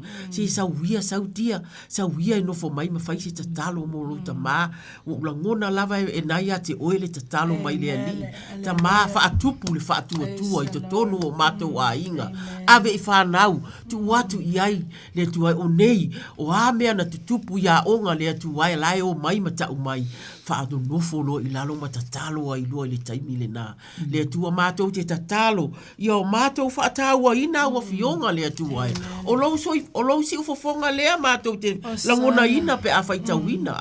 O le leo tele o sanga, o le leo tele o tūloto. O le leo tele foi lea o le langona atu o lau si ufofonga. Ta mālo whangia o mātou a inga uma lea tu ai. Bo ai lava o whaavai, o ai o whaapalapala lea tu ai. E leo se tatalo e tu ai ilalo. O le tatalo e si ia i lunga. Ma whaalongo e pele ia ia te oe lea tu ai. O taimi o puapua ngā, ma taimi o whaingata ma o taimi tonu a ia e whetai ia i le tangata ma lau a fio. Awa, o taimi ia e mawhai ai o nanga lue mai o ia. I te tonu o mea o loo whaale tonu lea tu ai. Uma nei lava na te talo sanga ile usa ia sanga ile vivi ta ma fisoso ani mai. I ngalo le whaafetai. I ngalo ia mātou le whaafetai le whale oloa. Le ngalo ia mātou le whaafetai le tufa meli. Le ngalo ia mātou le whaafetai nai tangata ia e mawai. E te ia o tutu watu wa mea i whai toto o ta ma fisoso ani mai. Ma ta tala, e ta talo atu ta ma ia mātou ngau yo mātou loto ina ia o mātou do e o le atua e maua uma ai mea le lei uma lava. Le atua pa i atu pa i ane pa i fo whawhetai mo i lātou. O lo o whaia ne ngā luenga le leita mā. Ne i o mātou manao a o lai iai i lātou. O lo i community, o lo o iai nā ie, o lo o whaaputu tupe a watangata mātitiva ma e fia. Tau ma mafa le atua e. A lo whangia le atua e lo lātou nau ina i. Maua ne sosia a wale alo lo whaatu. I le suwafa o ke riso. Amene ma amene. Sana. I o eta mā. Le ia tātou taimi. Tolu fitu ta silima iwa tolu lele. Ia ala o toe whaitau le tusi o le vi inga o le atua salau ma le tolu. Lo wanga ngai ia e whamanu asu i le li. O mea uma foi o tonu ia teau. Ia whamanu i lona suapa ia. Lo wanga ngai e whamanu asu i le li. Mai aua foi nei ngalo se me tasi o ana mea lo. O le whamanga lo inau a mi o le angaumana. O le whamalo lo inau mai ato. O le whaola ina mai lo ola i le tunga mau. O le whafowina lo tau lea. O le whafowina lo tau lea whapei o le aeto. Aleluia, aleluia. Wa mai al nei tusi ona o le viinga o le atua. E mana o le atua i lona vi. Mai o lo sa ili mai le atua i le tapua yasi yase i le anganga ma le whamao. E ia whetala. Na whamalo si ai leo Paulo de Roma suma i luas. Ma i tu i la asu o tau sino i le asu o le saulanga ola. O le saulanga e paia, o le saulanga e malie, o le saulanga e wha ne nai o ia. Te langa o tau, whai mai e a fio le asu i lona viinga, whai mai le asu e le a fio i whale whai e lima. Aia, e a fio i asu e mau, a wao o e mau, o le whale e a fio ai le anganga paia o le atua. O te fia sele, o te siva, o te le maa na ua loa le alofa o le atua. Se le pupuangana o ilo o langa. Ai o si whaptai le atua na ia whaola ina mai au tunga mau. O le loa pasta sanga. O se whaptai ai le atua o se le mau. Wa whai mai Yesu ai mai tau tau au luma tangasa. O se maa fo i sau tau ai luma lo sa maa. Ina siwa whai Yesu. Amen. Amen. Malo tu loto. Malo le moli mau le angali le. Hallelujah. Amen. Amen. Amen. Ia la fa ese se tato talo ai. Ia ele tanto nu, ele o tato tangata vale le. Amen. O tato tangata po bota ona o le atua. Amen. Wa ele fa ia le tu tangata vale. Amen. E ei fale tonu e mafuai ona mafatia ni se o tangata ni. Ma ve ai mani mea e se ai o lato mafofau. Ai fa mela tala tu spaia. Ua fa i fore tangata vale ai lona loto. Fa mai ele ai se atua. Ai fa mela kala ku spaia. Wole anga lava i lato. Bai. Fa mai wa inosia lato wa mionga. Amen. Fa mai ele ai se tasi wa mio lele. Fa mai olo o sila mai e ova mai le langi. Ile fana o tangata. Ina ia sila fia pei ai se tasi wa poto. Amen. E mga ole kua kako ke popoto. Amen. Alela sa ili mai le tu pei ai se tasi wa poto. Pai mai o loo sila mai Yehova mai le langi. Ile whana wa tangata. Ina ia sila fia pei ai se tasi wa poto. Se ua sa ili atua. Le lain tatou whaanongolongo fo iei wha malo si tamai tai o le malo nei. Pai mai ia sa ili mua le malo le atua malana ami o tonu. Na a mea whaopopo a me a mai pia tatou sa ili le atua. E nga mea le ilo loa ama mea wha le kongu. Pe a kako wha ngalo i le atua. Pai mai e le o iloa e te le iloa ea. Fai mai e le oiloa ea e ilato uma lava o e faya a mioleanga. Fai mai olo o aina e ilato lo unu. Wow. E pei ona lato a ai i me e ai. Ua lato vala au i a Iova. Ua mata tau tele ilato i le mea. I lea mea. Awa o i le tupulanga o e ami o tonu le atua. Kanga ami o kongu fai mai e ai le atua. Ma ngai ana ia wa ami o tonu. Ia raka ke longa ni me maua tangata ami o tonu. Pe me iu ana popua ngati ale o langa. Ai alofa ngia lava ele atua. E ta ola ina mai ava ele atua. Ioi. Amen. E alofa foi ele atua tangata sala. Ina ia foi mai. Toi liliu mai. Lili watu ia teia. Me mai ua o tou. Fa amaina le filifilinga a le ua puapua ngatia. A wa o lona malu. O Yehova lea. E nei tangata fo ngai puapua ngatia. Ai ami o kongu. A le lai pe e ulangi ai fo iskaka. Fa me iwa kou fa amainga le. Le ami o tono nei tangata puapua ngatia. E fia iloa. Sena te au maia mai siona. Le fa o la tanga a Yehova. Amen. Israelu. Pe a fa fo isia mai e Yehova le tafeanga a lona nu ona oli ai lea o Jakopo e fia fo Israelu. Wow. Ale me oli ama me fia. Io e fai ele atua. Pe a koe fo i mai ia teia. Ai baba ai te mine i te utuai. Alleluia. A tātou toi fo i nei le atua. Ia fai se taimi. Ioi. O le atua alofa. E angani lei. E whafofonga. E fisoso ngani fo i le atua. Pe a tātou atu e tau tino atu i le atua. Le mena i te fina ngaloma o mana o ai. Alleluia. O le sili le ama le anga le lei o lo tātou atua. Me ye le umalo na alofa. Ele uma fo ilona fa maoni. O tātou waia. O le a tātou le maua ele fa maoni male. Male alofa o le atua. A tātou o ese. But it's there for the asking. Aya. Ma me yo le atu.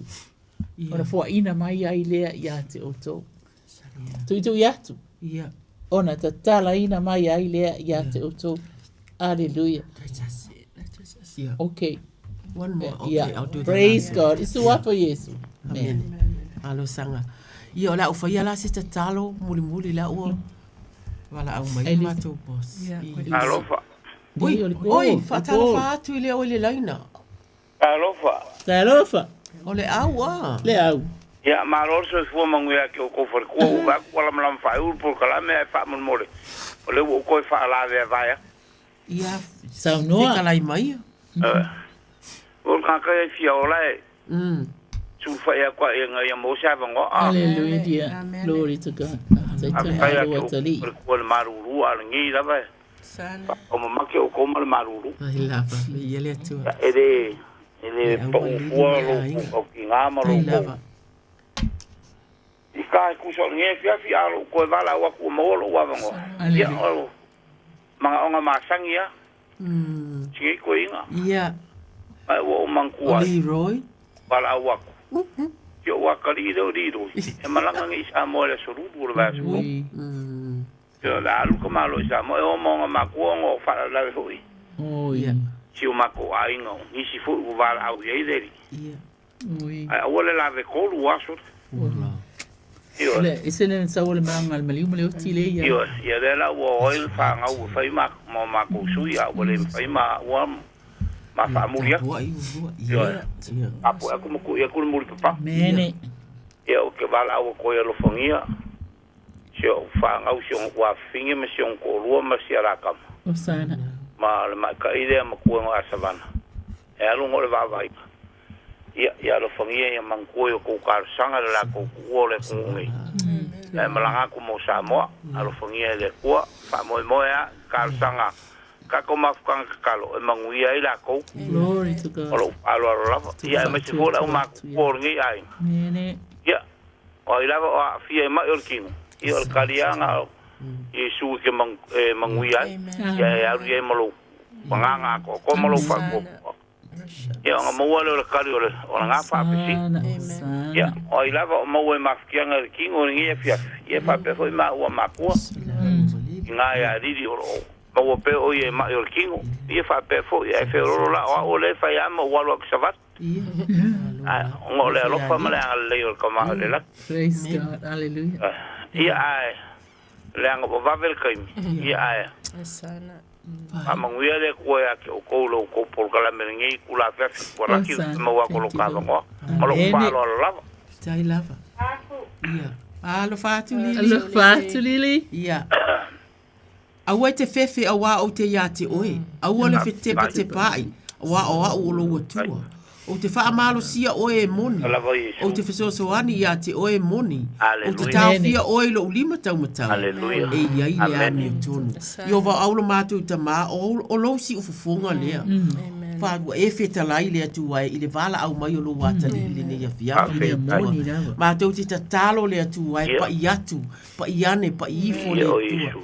Ia li roi, ma savana o le amalanga atu i Samoa ia ai mai se foi o fala velave po o mea o fala o ala le atu ai e malanga atu ai ia ma le fatali mai o ainga le atu ai o mau o ia le fa no i ainga ona o e pele o vala awina le atu ai ma tu ti tatalo le atu ia fai savana mali roi male au malanga ma fa ma fa na fananga ile a inga pe ata unu watu le atu ta watu malo losi le au malili ai mai se le nei tu le a inga o mea ia fe so ani ia i mato i taimi le fa no le atu ai male fia i lo le atu ai ia fusia le a inga le atu ai le malo si na ona wo fio ma wai le fia le mu le atu ai ia mau o lato lima le atu ai me fa ai ai o lātou soifua le atua a o iai lalo nei i lātou le atua ai.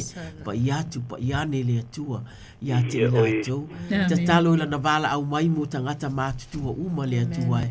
Ia maua lau wha mālo le atua. Ka i misi fo ia i mātou te tatalo wha atasi ai le atua ai. Peo na uma na wala au, na tatalo wala au ia le team. Ie olo i tono maota o tangata. Mātutua ta mapa i atu pa i ane pa i fo au le atua ai. Anga le lei wha atino le atua la ua fio e ala ie olo ngā lulue ma i lātou. Le file mu ma le mautonu e maua le atua. A o iai i lātou wha awhetai ta mā. Mātou te talo fo i mō la ua ma lili le atua ai. O ti ngā le tino i le tina ia lili le atua. Wha atula i mai. Tula i mai o ia le atua ai lo file mu. Iova o oe o le leo leo mā moe. E tautala ai lo na ngutu le atua ai. Ma tau ia te oe. Lona nau nau le atua. O te fia ola. O te fia malosi. O te fia tausi ia. O te fia tausi ia le au ma le whanau le atua ai. Wha malosi ia te ia wha atula i le atua. O au laua fio o le wha moe moenga o i mātou uma. Po o a lava ti ngā le atua ai. E le ai se mea mātou te sulu i ai. O laua fio lava ia mausali. Masanga mausali. Lo la wha atua i laua fio. E ala i te talo ma lotu o lo fai. Ana pongi le atua ai. Wha fitai le maloti ia le au. E fai lea ma wha malosi tino a tini foi. Ia li ta mā o le mātou wala au atu lea le atua ai. Ile ia fiafi mo le au ma lili ma le ainga ua. Ile suafa o ke riso.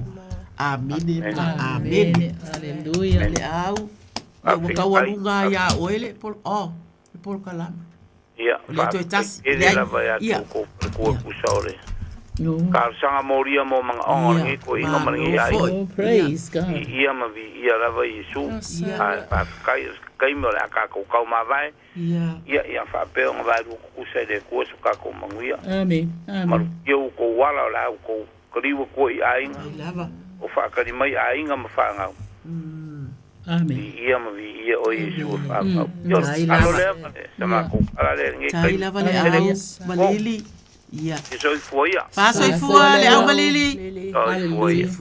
Ia. Fatalo fatu tata bala au lo nga leina. La la bala wai.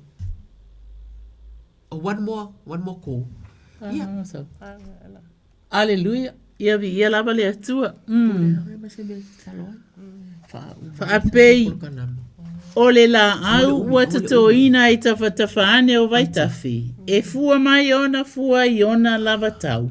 E le to ulu fo i ona lau. Ai manu ia fo i mea umana te whaia. E le fa apea o e a mioleanga. Ai pe o aputi o saito i lātou, ua le matangi. O le mea lea, e le tutu wai o e a mi o le anga le whamasinonga. E le tutu foi tangata anga sala le whapotutonga o e a mi o tonu. A ua sila fia i ova le ala o e a mi o tonu. Ai whano lava le ala o e a mi o le anga. Aleluia. Samoa. Te whamanatu atu. O loo sila fia ele atua ala o tangata. O lo soifua malo mato wola. Aleluia. Alfe mai. Le fe mai o le mea lea. E le tutu wai o ea mi o le anga le whamasinonga. O woi. E mana o mia le matata uma le aba i le atua. Fai mai, e le tutu foi tangata nga sala. Aleluia. Fai mai, i le wha potonga o ia mi o tonu. O ngā mai mau ale o ni ei kai mika kau ke kau ku o mai ei matatou tau whai talo matatou o le loto. Amen. Ai le fai matala tuspa ia wa wasila fia i ova le ala. Amen. Ele aia sa ume o lilo i sila whanga le tua. Wha apea fo ita to uma o wha fonga mai le neia fia. Whai mai wha awhitai le tua i lo wha pale. E abe ai i mātou mala au o lau wha toanga.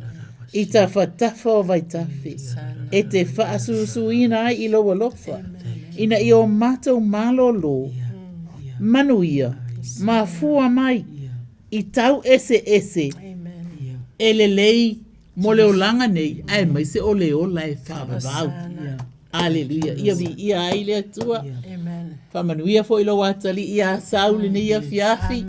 Male au nanga. Aleluia. Ia e maise fo ia otamaitai. Ole malo nei. O mato mafuta vi ia lava Yesu. Whamangalo maini o mato whale tonu.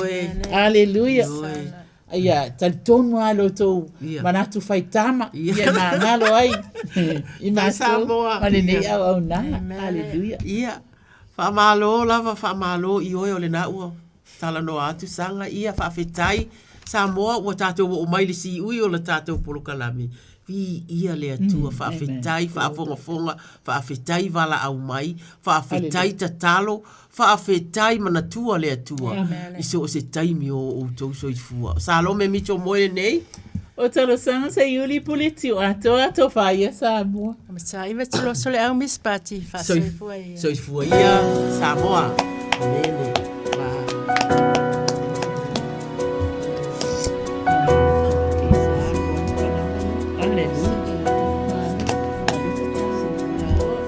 Malos. Yes.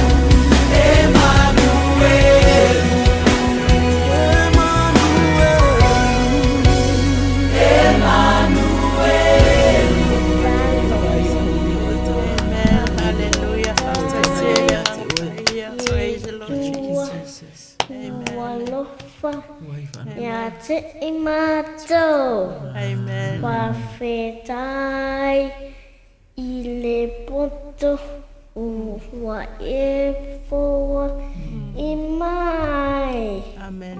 Whau uma oe ia te I mātau. Wapa Yesu. Amen.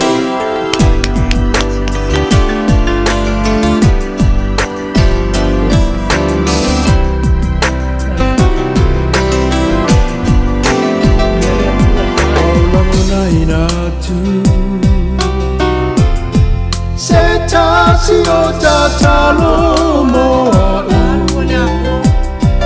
ma tau tau a uilu ma o le matai ua o mangalo ai o loto o tuli matatalo moa uile tele o aso ele mapui tuli vai aso ma ua o mawaile ola io e tau ale tatau ua o ilo ai lo na sa taulo se ole mana talo sanga ua o mawaile ola tanga ua e sa ili mai lo ua nganga I le loloto ole masala mala bea ina lo une yola ua o mawaile sa o lotonga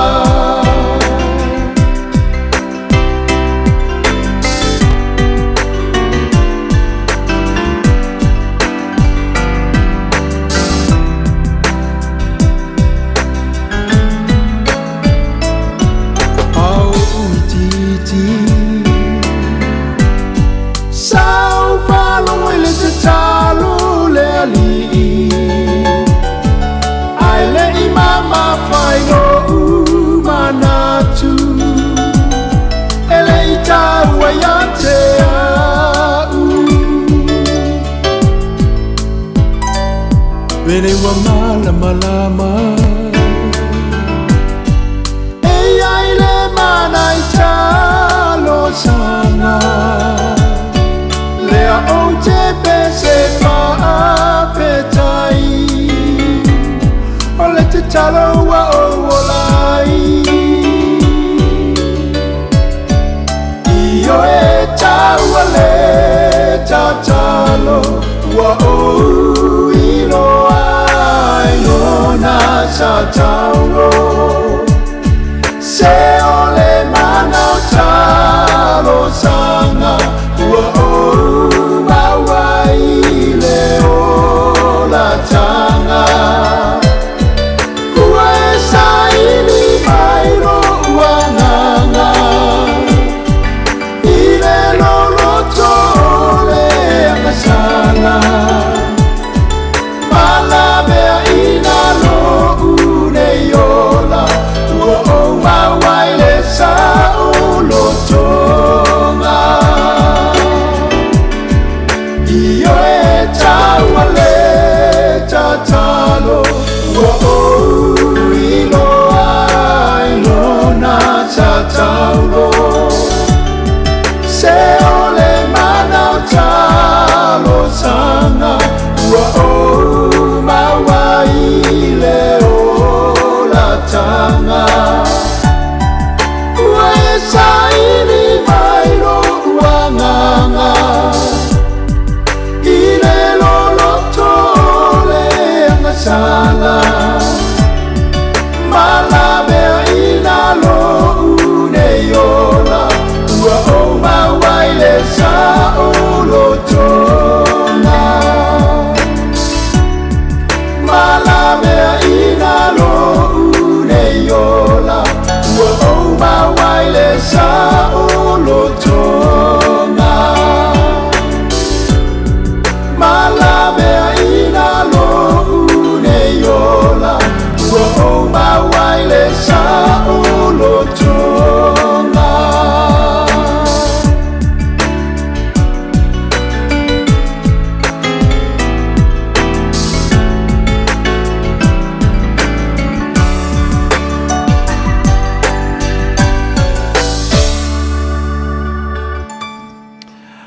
Ia, o nai whaafianga mō tātou le nei vanga la fiafi. Ia, male tautua pe o na iaide Radio Samoa se furulima iwa tolu amo. Male tawalunga o le tautua nai tina pe o na iaide tātou porkalame le nei vanga la fiafi. Ia, o le te talo mo oe pe o na iaide lātou tautua i whai unga ia o vai aso te tasi lona aso whareile. Te tonu le loto mo le mawhauwhaua ia i leanga le lei o le atua. Ia, ilana whaamalolonga e whaapenao na pai atu, pai ane, ia ilo loto mo lo wanganga awale tātou por kalame o le nei vanga la fiafi, whaamoe moe foi ua whaapena o na anga le leile atua ia te oe, na to umalawa na maua mai awanoa mo le tātou por kalame, ia te talo atuai, ia nai tinama le tātou o whingaruenga, ia tātou whaatuatua i le atua e whaapena ia ona soswani mo tātou ia au tātou iai le nei lalo langi le tu mau. Anga le lei foi le tua le tue taliwa to 99 mo te malawa pui pui malavea i latou i lungo awala o le awia ia tue mawa se feilua inga i le vai aso a sau i le lofa malanga le lei o le atua. Sfulfa minute o na tālo leo le tu la sfulu tue paufu nau tā minute o le tātou por kalambe pei ona iai le nei vanga o le afiafi. Le lei se ia o kango ko o me kuka ko pesele kasi ia foi mai na fa mata filo le tātou por kalame.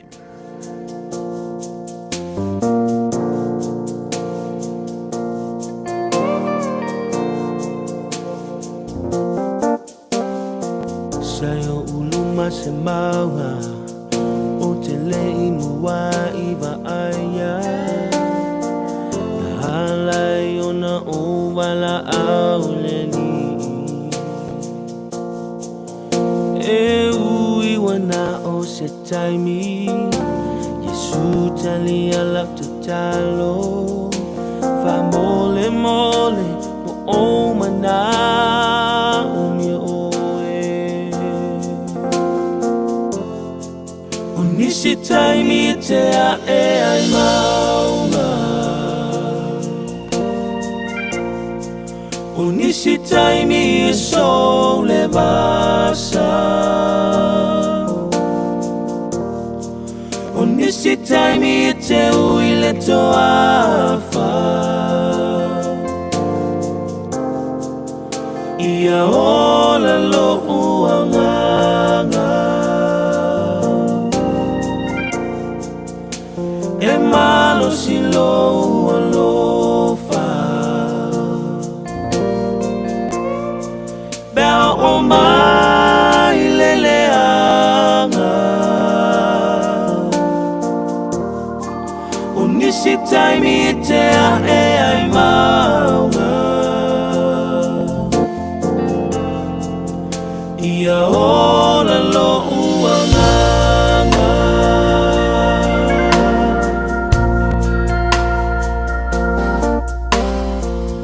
tamo mau ma oe sa o manatu e fai no fie ua o se io wala a o te tau tino nei na o to atuli o a ule nei Yesu e tali ya mai o nisi taimi e te a e ai maunga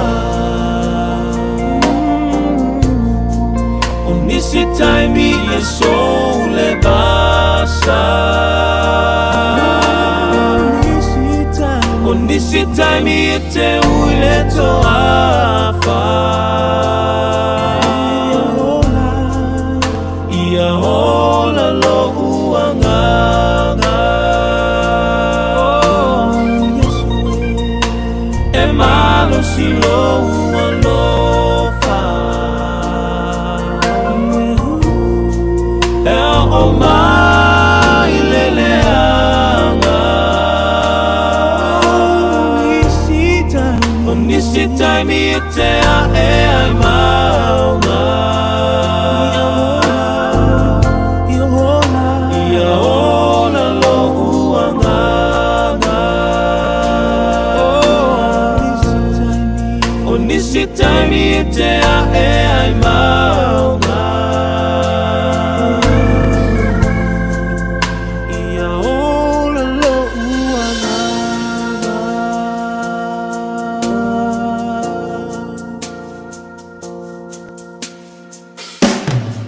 O nisi taimi e te a e ai maunga O nisi taimi e sole basa O nisi taimi e te uile toafa Ia ola lo uanga